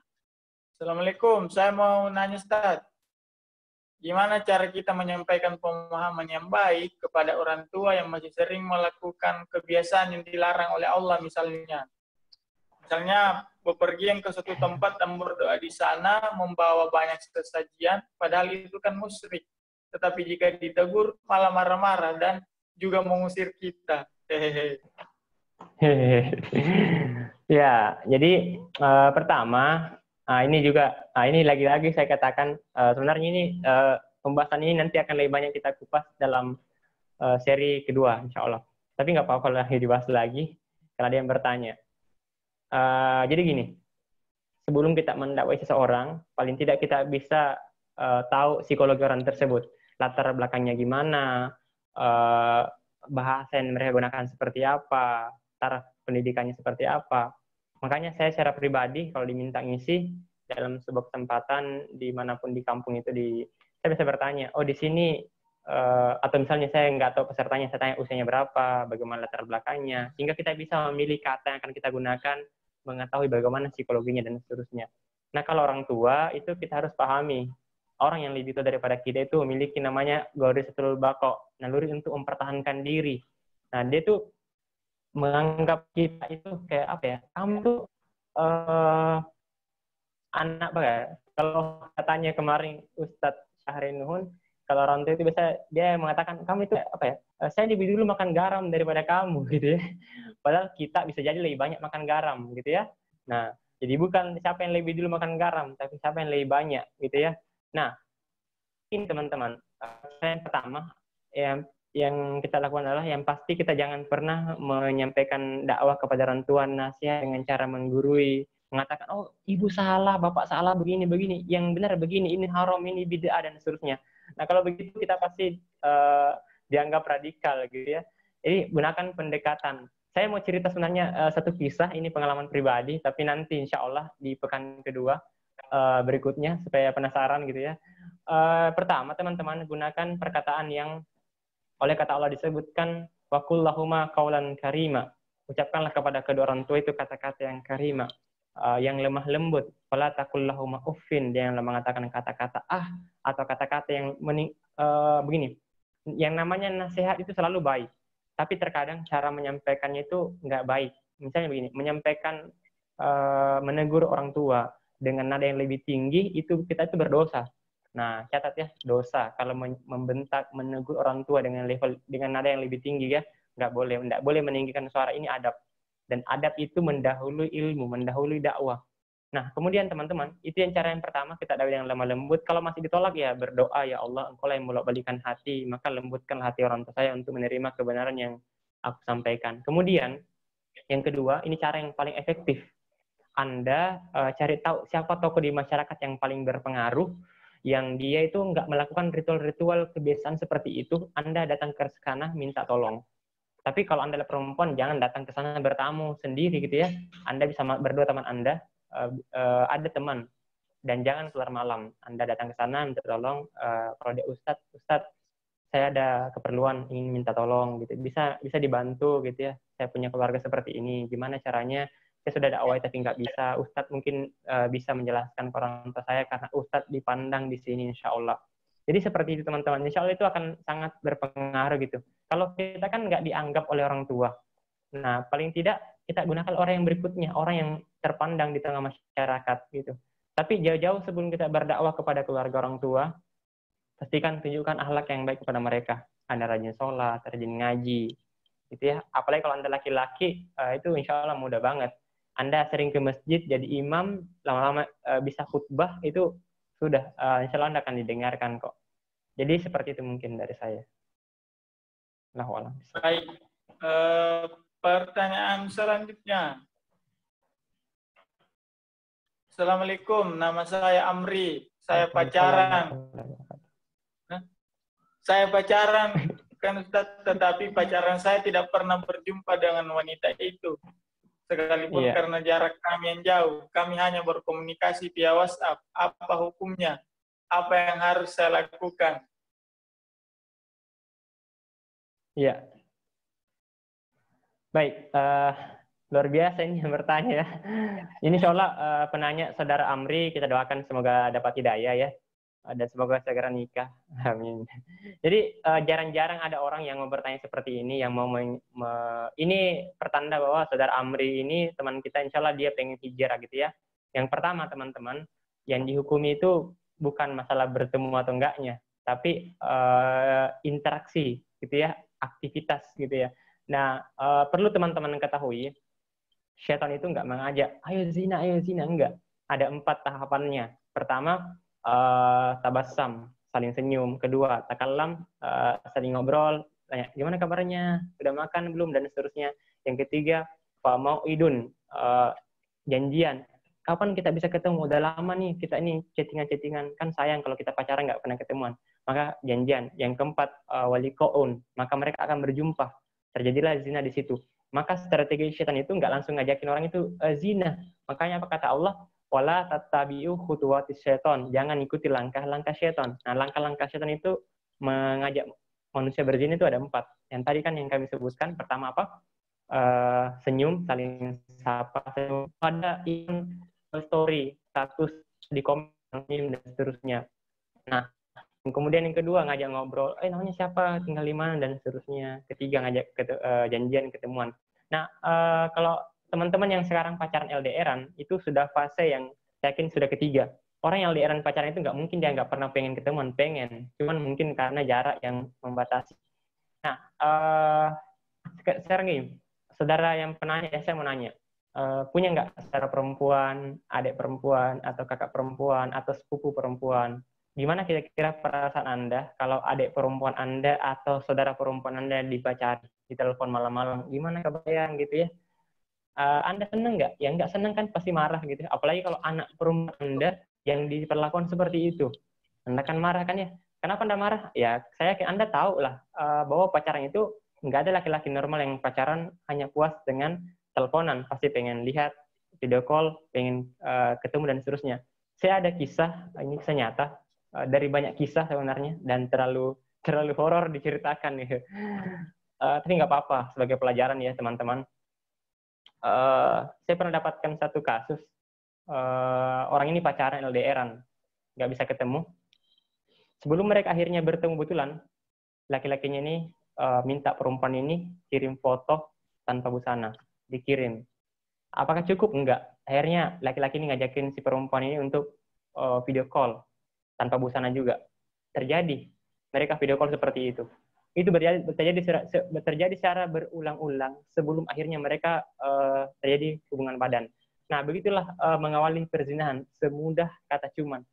Kan cuman teleponan, kan cuman LDR-an gitu ya. Cuman akhirnya cuman zina. Nah, makanya buat saudaraku Amri, sampaikan ke perempuan itu sekarang juga ya, sebentar, seperti ini. Mulai hari ini saya pengen jadi laki-laki yang bertanggung jawab, yang soleh, dan pacaran itu bukan pembuktian cinta, tapi jalan untuk merusak kehormatan wanita. Maka mulai hari ini, selama ajat dan qabul belum terucap, aku dan kamu bukan lagi siapa-siapa. Jadi bukan berarti diputuskan, tapi nggak ada lagi hubungan yang dilarang oleh Allah. Sampaikan saya kepada dia, kalau udah insya Allah kita akan dipertemukan oleh Allah dengan cara yang tepat di saat yang terindah. Nah, gitu kan? Insya Allah dia akan terima kok. Jadi seperti itu mungkin ya. Kalau hukumnya nggak usah ditanya deh. Insya Allah itu hukumnya sudah tahu kok, hukumnya haram gitu ya. Mungkin ini pengen punya apa ya? Gimana cara yang tepat untuk meninggalkan tanpa kesan yang menyakitkan. Kalau Anda laki-laki sama perempuan itu, aku pengen Anda menjadi bidadari yang tidak tersentuh sebelum halal gitu. Mau nggak? Pasti mau lah. Kalau gitu ya udah, kita sampai di sini aja hubungannya gitu ya.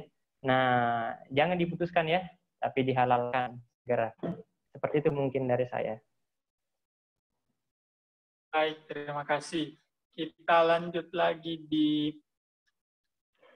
Wah, banyak banget nih pertanyaan yang masuk.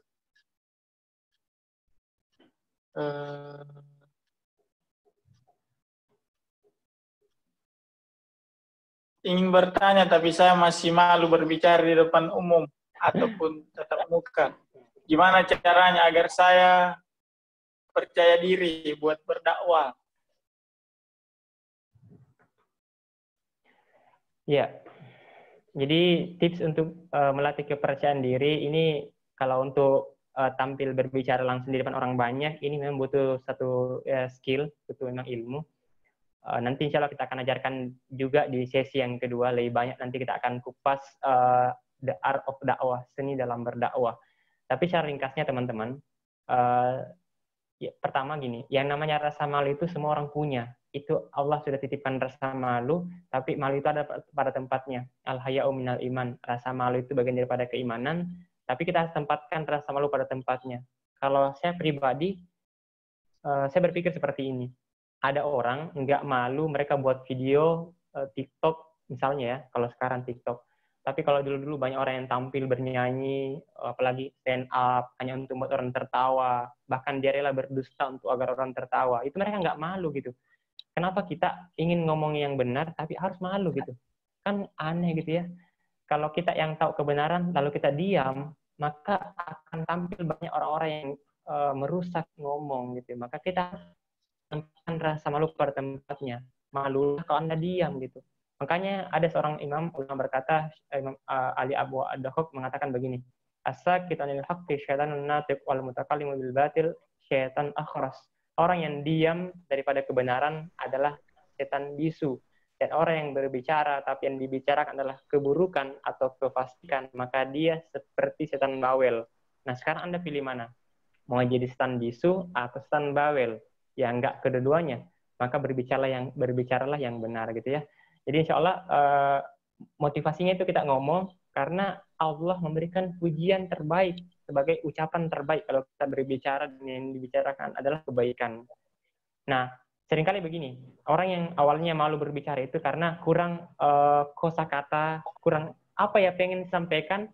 Nah, maka perbanyak bekal diri dengan membaca buku, menonton video dakwah, perbanyak referensi. Insya Allah satu waktu Anda akan ngomong dan pengen terus berbicara. Seperti sekarang ini saya yang pengen selalu banyak berbicara. Jadi seperti itu teman-teman. Insya Allah lewati aja prosesnya. Insya Allah nanti Anda akan tampil dengan penuh percaya diri. Sedikit cerita teman-teman yang tahu saya dulu orangnya yang kan diminta berbicara. Satu waktu ada pengajian, teman kajian saya itu sudah jadi pembicara. Saya dibawa masih jadi peserta duduk gitu. Oleh MC, yang waktu itu MC-nya Ustadz saya mendampingi, menyampaikan begini, siapa di antara peserta yang mau bertanya dikasih hadiah? Saya karena malu nggak berani angkat tangan. Padahal bertanya, nggak malu. Bertanya aja saya malu gitu dulu. Kenapa begitu? Pertama karena memang dari segi pemahaman kurang, ya terus juga memang karena malu. Sampai sekarang sebenarnya saya merasa malu kalau harus jalan di depan banyak orang. Kadang harus mutar gitu ya. Tapi lain ceritanya kalau saya diminta berbicara di depan orang untuk dakwah gitu.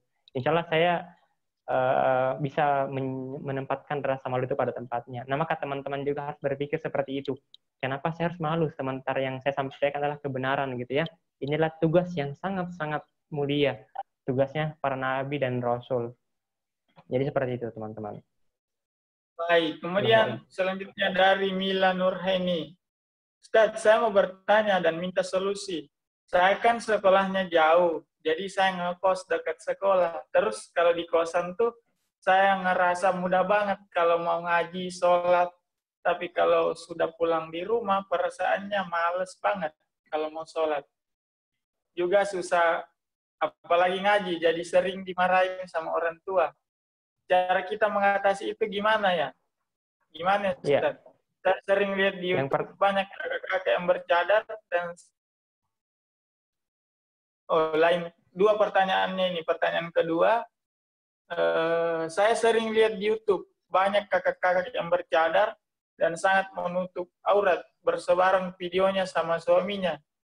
Memang boleh jika begitu, bukannya jika begitu sama saja memperlihatkan istrinya pada semua orang. Silahkan, jadi dua pertanyaannya. Ya, yang pertama, Anda harus cari tahu dulu kenapa Anda bisa rajin ibadahnya kalau di tempat tersebut dan di tempat lain tidak. Nah, cari tahu apa yang membuat Anda rajin ibadah di kosan, sedangkan di rumah tidak. Hadirkan apa-apa yang membuat Anda rajin ketika di kos, hadirkan itu di rumah Anda. Nah, jadi gini, rajin atau malas itu ini adalah keduanya habits yang ini kalau kebiasaan habits yang baik nggak dibiasakan maka akan otomatis akan hadir habits atau kebiasaan yang buruk. Kalau habits yang baik kita sering hadirkan maka otomatis secara otomatis habits yang buruk itu nggak akan hadir. Nah kalau Anda pengen rajin maka Anda harus lawan saja rasa malas itu. Nah lakukan secara terus-menerus, secara intens, insya Allah Anda akan terjadwal dengan sendiri. Ini contoh yang paling umum. Apa yang Anda rasakan di pagi hari menjelang siang ketika Anda belum makan? Itu otomatis ada rasa lapar. Kenapa? Karena sudah habits.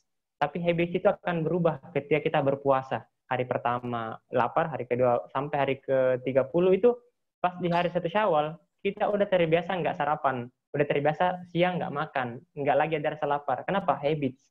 Nah, habits itulah yang akan kita bentuk di awal. Kalau kita pengen memulai sesuatu, misalnya teman-teman yang pengen habits menghafal tiap hari, maka biasakan dia baca di pagi hari, berapa durasi waktunya, dan seterusnya. Begitu juga dengan ibadah-ibadah yang lainnya. Dan semua keahlian itu berawal daripada praktek di awal. Praktek dan pengulangan yang ketika itu secara otomatis akan terbentuk dengan sendirinya. Nah, jadi seperti itu. Itu yang pertama. Kalau di rumah, Anda bisa minta pengingat orang-orang terdekat ya, keluarga, orang tua, dan seterusnya. Yang kedua, bagaimana dengan suami istri yang sudah berhijab syar'i, pakai cadar, lalu mereka memamerkan kemesraannya. Nah, ini secara hukum, bukan hukumnya haram, ya kita nggak mengharamkan, tapi ini kurang beradab, ya nggak seharusnya seperti itu.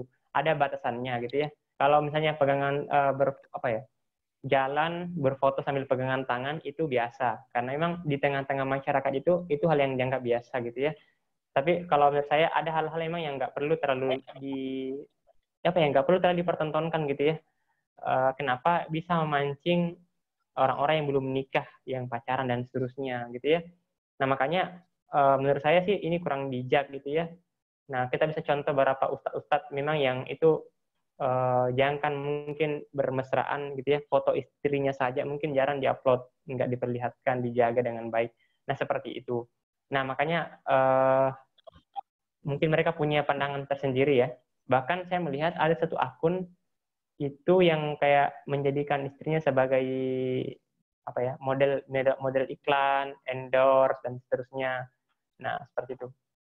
Ya itu kalau saya sih kurang, harusnya tidak seperti itu. Hal-hal yang seperti itu tidak sebaiknya. Kenapa? Dalam Islam wanita itu adalah hal yang sangat dijaga, nggak boleh mereka disengaja ditampilkan untuk diperlihatkan dan seterusnya. Apalagi dijadikan sebagai bahan iklan.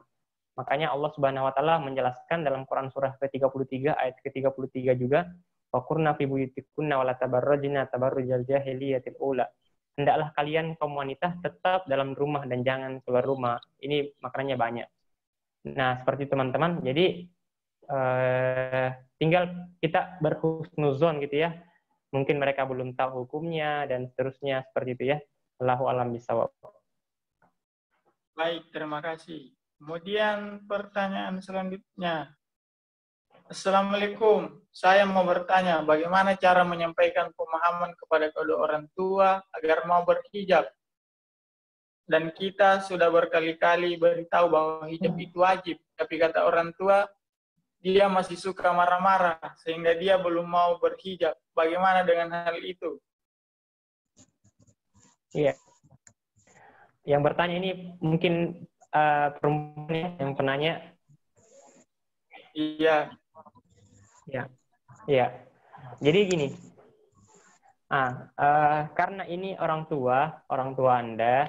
Jadi kalau dari saya pribadi, ini Anda bisa perhatikan ya. Coba Anda beli satu kerudung lengkap dengan gamis, Anda bungkus dengan rapi, lalu Anda hadiahkan kepada orang tua Anda atau kepada saudara Anda yang Anda pengen dia berhijab. Terus kalau bisa dibuatkan satu tulisan pesan di situ yang orang tua bisa baca, pesan dari hati. Bu, ini hadiah dari saya. Karena saya pengen banget melihat ibu berhijab. Ibu cantik loh kalau berhijab. Terus juga saya berharap ibu itu dengan begitu lebih dekat kepada Allah gitu ya. Karena hijab adalah perintah Allah. Karena kalau kita mau menyampaikan lewat lisan, hijab itu wajib. Orang tua sudah tahu. Orang tua kita sudah tahu itu wajib insya Allah. Mereka tuh alasannya banyak. Merasa malu dan seterusnya. Apalagi kalau di kampung. Di kampung itu dicari betul orang yang berhijab syar'i, dicari. Makanya tergantung apa yang mereka lihat, kebanyakan mereka ingin seperti itu.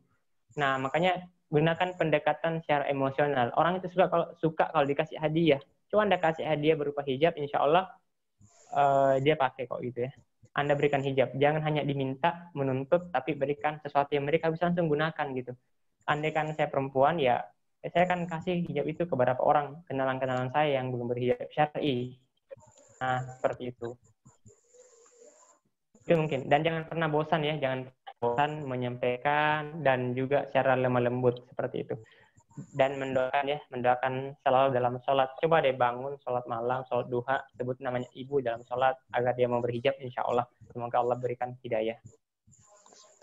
Allahu a'lam bishawab.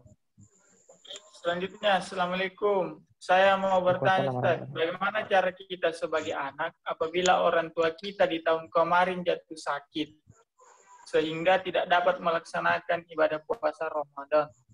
Dan makin hari makin parah sakitnya. Kemudian qadarullah meninggal dunia di tahun tersebut, sehingga tidak dapat mengqada puasanya. Mohon penjelasannya. Ya, baik. Yang pertama, yang harus dilakukan ketika ada orang tua yang sakit atau keluarga kita yang sakit dan dia nggak lagi bisa berpuasa, itu adalah dengan membayar fidyah. Membayar fidyah sesuai dengan jumlah hari yang orang tua kita itu nggak berpuasa. Misalnya 2 hari. Membayar fidyah itu artinya memberi makan fakir miskin. Kalau 2 hari berarti 2 fakir miskin diberi makan. Kalau ternyata nggak sempat bayar fidyah, lalu orang tua sudah meninggal, maka itu kita sebagai ahli waris anak itu membayarkan puasa tersebut, menggantinya dengan niat membayarkan utang puasa. mungkin ada lagi yang bertanya, bagaimana niatnya?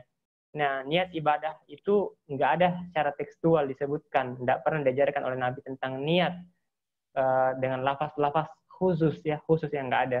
Niat itu di hati, tergantung Anda niatnya mau pakai bahas apa saja bisa, intinya sesuai dengan maksud yang Anda inginkan. Misalnya nanti puasa, sekarang puasa Dzulhijjah dan seterusnya, puasa kodok, niat aja dalam bahasa apa saja bisa. Ya Allah, saya berniat puasa besok untuk membayarkan utang puasa orang tua saya. Nah, itu bisa seperti itu. Allahu a'lam bishawab. Baik, selanjutnya Bismillah. Wah, tentang ta'aruf nih. Nah, padahal kan sudah dijelaskan di depannya. Kita ini membahas ta'aruf dakwah, bukan ta'aruf dalam dakwah. Kita coba bahas gimana cara kita mengetahui antara ikhwan yang benar-benar ngajar ta'aruf dengan ikhwan yang modus. Karena saat ini ada seorang ikhwan yang katanya ngajar ta'aruf, tapi dia selalu ngechat, mengingatkan makan, sholat, bahkan mengajak ketemu. Padahal yang saya tahu sedikit tentang ta'aruf itu karena lewat perantara saja. Silahkan. Iya, itu kalau Anda sudah tahu seperti itu berarti modus. Segera diblokir dan ditutup ruang terjadinya hal-hal yang lebih besar lagi nanti. Jadi seringkali umumnya perempuan nggak suka dimodusin, tapi mereka membuka ruang untuk dimodusin. Yang penting gitu ya. Nah, kalau udah seperti itu udah modus. Nah, bagaimana mengetahui ta'aruf laki-laki serius atau enggak? Yang pertama, ketika Anda perempuan diajak ta'aruf, jangan langsung diiyakan. Iya, tukaranlah dan seterusnya. Tapi tanya balik ke laki-laki itu, Anda sudah siap nikah beneran? Kapan mau nikahnya gitu ya? Sudah sejauh mana persiapannya? Seandainya kita cocok dalam ta'arufan ini, Anda kapan datang melamar? Nah, gitu. Kalau bilang, oh tahun depan, berarti misalnya mungkin misalnya 5 tahun. Ini keluar kah? Aduh, ada yang nelfon.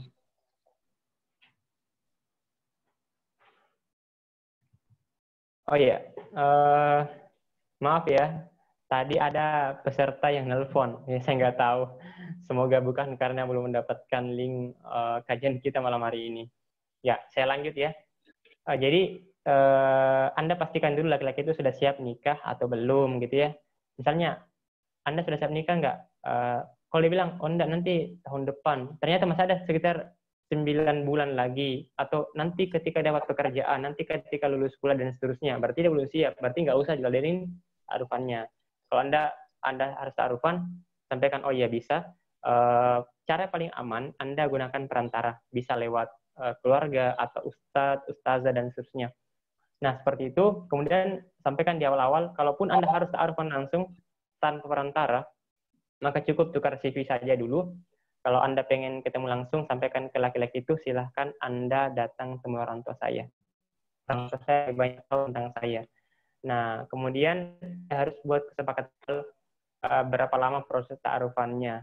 Kalau saya itu pribadi, ta'arufan itu 1 pekan udah terlalu lama. 1 hari sebenarnya cukup gitu ya. Apa sih yang pengen diketahui? Ujung-ujungnya nanti kita juga akan banyak saling lebih tahu ketika betul-betul sudah bersama.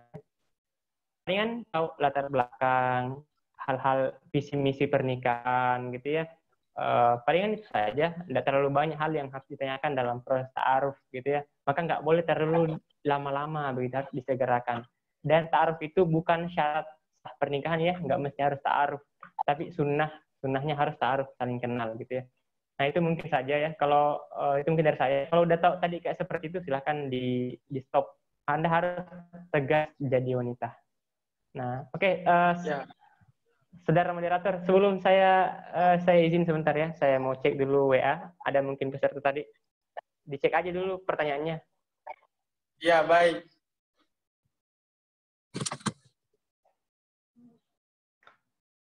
Jadi sambil Heri periksa WA-nya, kita bacakan beberapa lagi pertanyaan. Oh, ini tentang ta'aruf lagi nih. Assalamualaikum Ustaz, saya ingin tanya bagaimana menghilangkan keraguan sama ikhwan yang menawarkan diri untuk ta'aruf, tapi dia dari luar daerah. Jadi untuk membuktikan ikhwan yang serius apa enggak itu, ya bukan dilihat dari puisinya yang dia karang, tapi bukan dilihat dari banyaknya kata-kata mutiaranya, tapi dilihat dari keberaniannya untuk mendatangi camar calon mertua. Barangkali seperti itu. Nah, ini masih berkaitan ya dengan yang tadi. Pertanyaan selanjutnya, Assalamualaikum warahmatullahi wabarakatuh. Afwan Kak, bagaimana caranya kita berbakti kepada orang tua sementara kita tidak berada di dekat mereka?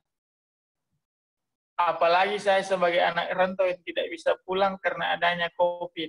Mohon penjelasannya Kak. Wah. Jadi saudari Selmia ini tidak bisa bertanya bagaimana cara berbakti kepada orang tua, sementara kita tidak berada di dekatnya karena tidak bisa pulang nih gara-gara COVID. Silahkan Kak.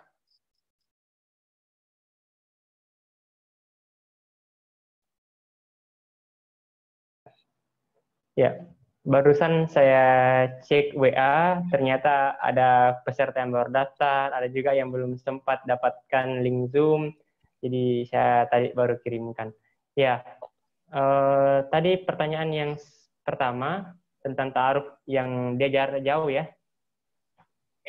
Jadi gini, makanya secara pribadi saya itu bersama kami di tim vlog dakwah itu buat satu program namanya Temukan Jodohmu.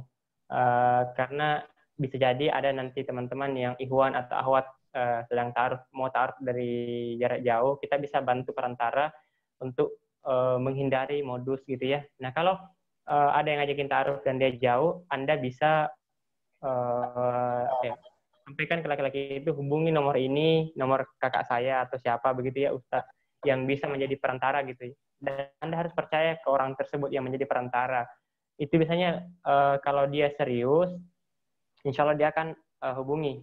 Tapi kalau mau lihat lebih serius lagi, Anda kirimkan saja nomor orang tua Anda, bapak atau siapa gitu, paman, sampaikan silakan telepon nomor ini kalau Anda pengen mau ta'aruf saya.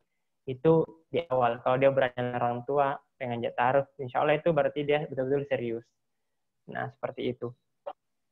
Jadi hati-hati ya teman-teman kalau pengen ta'aruf lewat sosial media dan jarak jauh, apalagi Anda nggak kenal sama sekali. Dan saya pengen sampaikan kalau kesolehan seseorang itu nggak bisa dinilai dari postingan, nggak bisa dinilai dari sosial media. Nah makanya Anda butuh perantara untuk mengenal kepribadian orang tersebut. Nah jadi seperti itu. Next, pertanyaan berikutnya, cara berbakti kepada orang tua kalau kita jauh, nggak bisa pulang kampung, nggak bisa bertemu karena COVID. Cara berbakti kepada orang tua yang lebih utama dari yang lainnya adalah menjadi anak yang soleh dan soleha. Jadi teman-teman, seringkali ada seorang anak itu merasa sudah berbakti kalau bisa memberikan ini dan ini kepada orang tuanya, memberikan sesuatu lah begitu ya. Itu bukan hal yang paling penting teman-teman.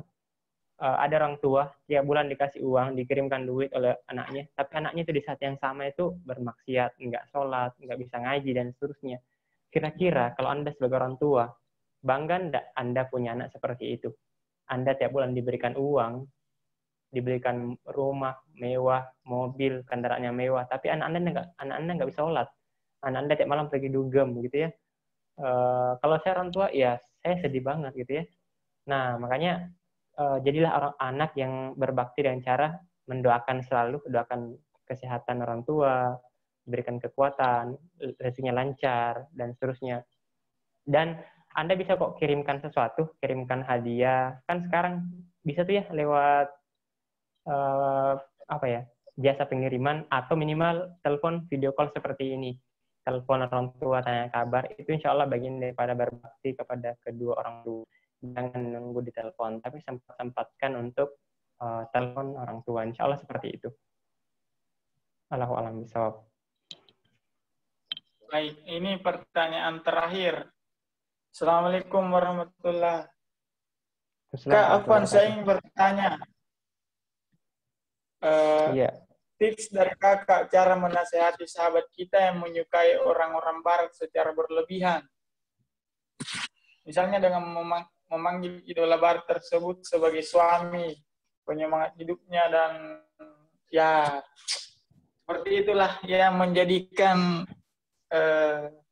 orang-orang barat. Dan yang lebih banyak itu sekarang di Twitter itu penggemar Korea. Kalau lagi aktif penggemar Korea di Twitter itu, wow. Silakan Kak. Iya, jadi pertama, kalau Anda punya teman, dipertemukan atau diperkenalkan dengan teman yang seperti itu sebenarnya Allah pengen Anda memang mendakwai orang yang seperti itu. Nah, caranya bagaimana? Pertama, Anda harus punya dulu pengetahuan tentang siapa itu K-pop, apa itu K-pop, seperti apa dan bagaimana kehidupan mereka. Lalu Anda gunakan pendekatan emosional. Kalau saya biasanya seperti ini. By the way, ada nggak di antara teman-teman di sini, akhwat khususnya, yang masih suka K-pop? Kalau ada, coba deh tanya-tanya deh sama laki-laki yang mau menikah. Anda kan perempuan pasti pengen nikah sama laki-laki yang soleh, yang taat. Ada nggak laki-laki yang soleh pengen menikah sama perempuan yang menghabiskan waktunya untuk nonton K-pop, yang gemar K-pop dan seterusnya? Nggak ada kan ya? Pasti dia mencari perempuan yang soleha. Dan perempuan yang soleh itu waktunya banyak ngaji, dakwah, dan seterusnya. Bukan sibuk kepoin tentang Korea gitu ya, yang anfaedah gitu. Nah, itu pendekatan-pendekatan seperti itu. Nah, caranya bisa secara langsung. Anda kirimkan satu artikel, Dear K-pop. Nanti insya Allah bisa dicek di pencarian Facebook, tulisan Dear K-pop. Artinya itu di tulisan saya pernah buat dikhususkan untuk perempuan-perempuan yang suka K-pop ataupun laki secara perempuan secara khususnya, karena lebih banyak perempuan. Di tulisan itu saya mendekatkan pendekatan secara emosional dan juga secara hukum. Saya jelaskan hukumnya gimana tuh orang yang suka K-pop, karena Rasulullah bersabda, almar'u ma'aman ahabba. Jadi seseorang itu akan bersama dengan siapa yang dia cintai. Kalau ada seseorang yang idolakan K-pop, berarti kemungkinannya dia akan dibangkitkan bersama orang seperti itu. Senangkah kita dibangkitkan bersama orang kafir? Kan tidak.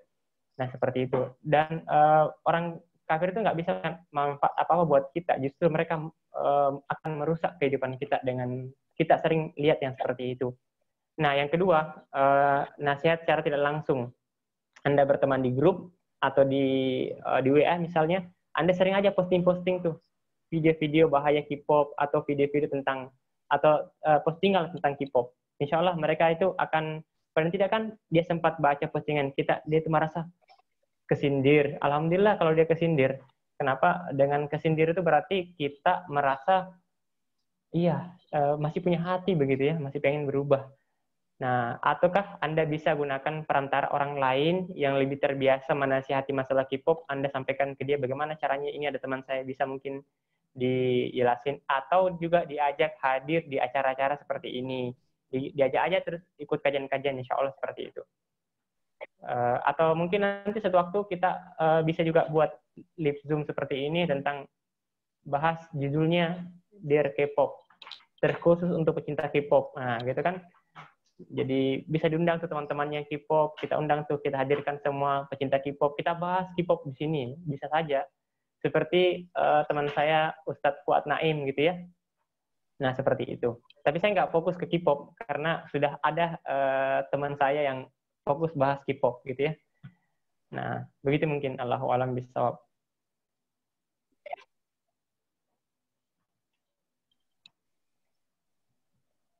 Baik, terima kasih. Ya, alhamdulillah beberapa dan diskusi dari teman-teman semua, dari teman-teman yang luar biasa, kita sudah ini beberapa pertanyaan sudah dijawab bersama, dan wah, masih banyak nih yang masuk lewat Zoom ya. Saya lihat di sini sudah pas waktunya, sudah sampai waktunya jam 10 waktu Indonesia bagian tengah, jam 10 malam. Jadi barangkali ya kita lanjutkan lagi pekan depan pada jam yang sama. Mudah-mudahan kita semua masih dipertemukan oleh Allah Subhanahu wa taala. Barangkali ada yang bertanya lagi, insya Allah kita jawab nanti pekan depan. Nah, sebelum diakhiri, barangkali ada yang ingin disampaikan, Kak Heri, pesan-pesan untuk teman-teman. Ya, sebagai closing statement dari saya, mulai hari ini teman-teman, mulai malam hari ini, mulailah untuk posting-posting tentang dakwah. Jangan pernah malu untuk ngeposting dakwah, karena mereka aja teman-teman kita, mereka nggak malu tuh untuk ngeposting idola mereka K-pop, nggak malu untuk posting hal-hal yang nggak bermanfaat, bahkan bisa merusak. Nah, kenapa kita yang tahu kebenaran itu diam? Maka insya Allah semoga dengan kita sering ngeposting-posting dakwah, akhirnya banyak yang tertarik bertanya sama kita, gimana nih kalau seperti ini. Insya Allah seperti itu bisa memancing ketertarikan orang untuk dekat juga dengan Islam. Jadilah perantara tersampainya hidayah kepada orang lain. Seperti itu. Allahu a'lam bishawab. Itu mungkin dari saya. Allahu minkum wa akhiru da'wana alhamdulillahirabbil alamin. Wassalamualaikum warahmatullahi wabarakatuh. Waalaikumsalam wabarakatuh. Baik teman-teman, itulah tadi materi kita pada kesempatan ini. Insya Allah kita akan lanjutkan lagi pekan depan di jam yang sama. Mudah-mudahan kita semua masih diberikan kesempatan oleh Allah Subhanahu Wa Taala. Kita akhiri dengan membaca istighfar, membaca hamdalah, dan membaca doa penutup majelis. Subhanakallahumma wa bihamdik, asyhadu an la ilaha illa anta, astaghfiruka wa atubu ilaik. Insyaallah kita bertemu lagi pekan depan. Saya Andi Herul mewakili segenap tim vlog dakwah.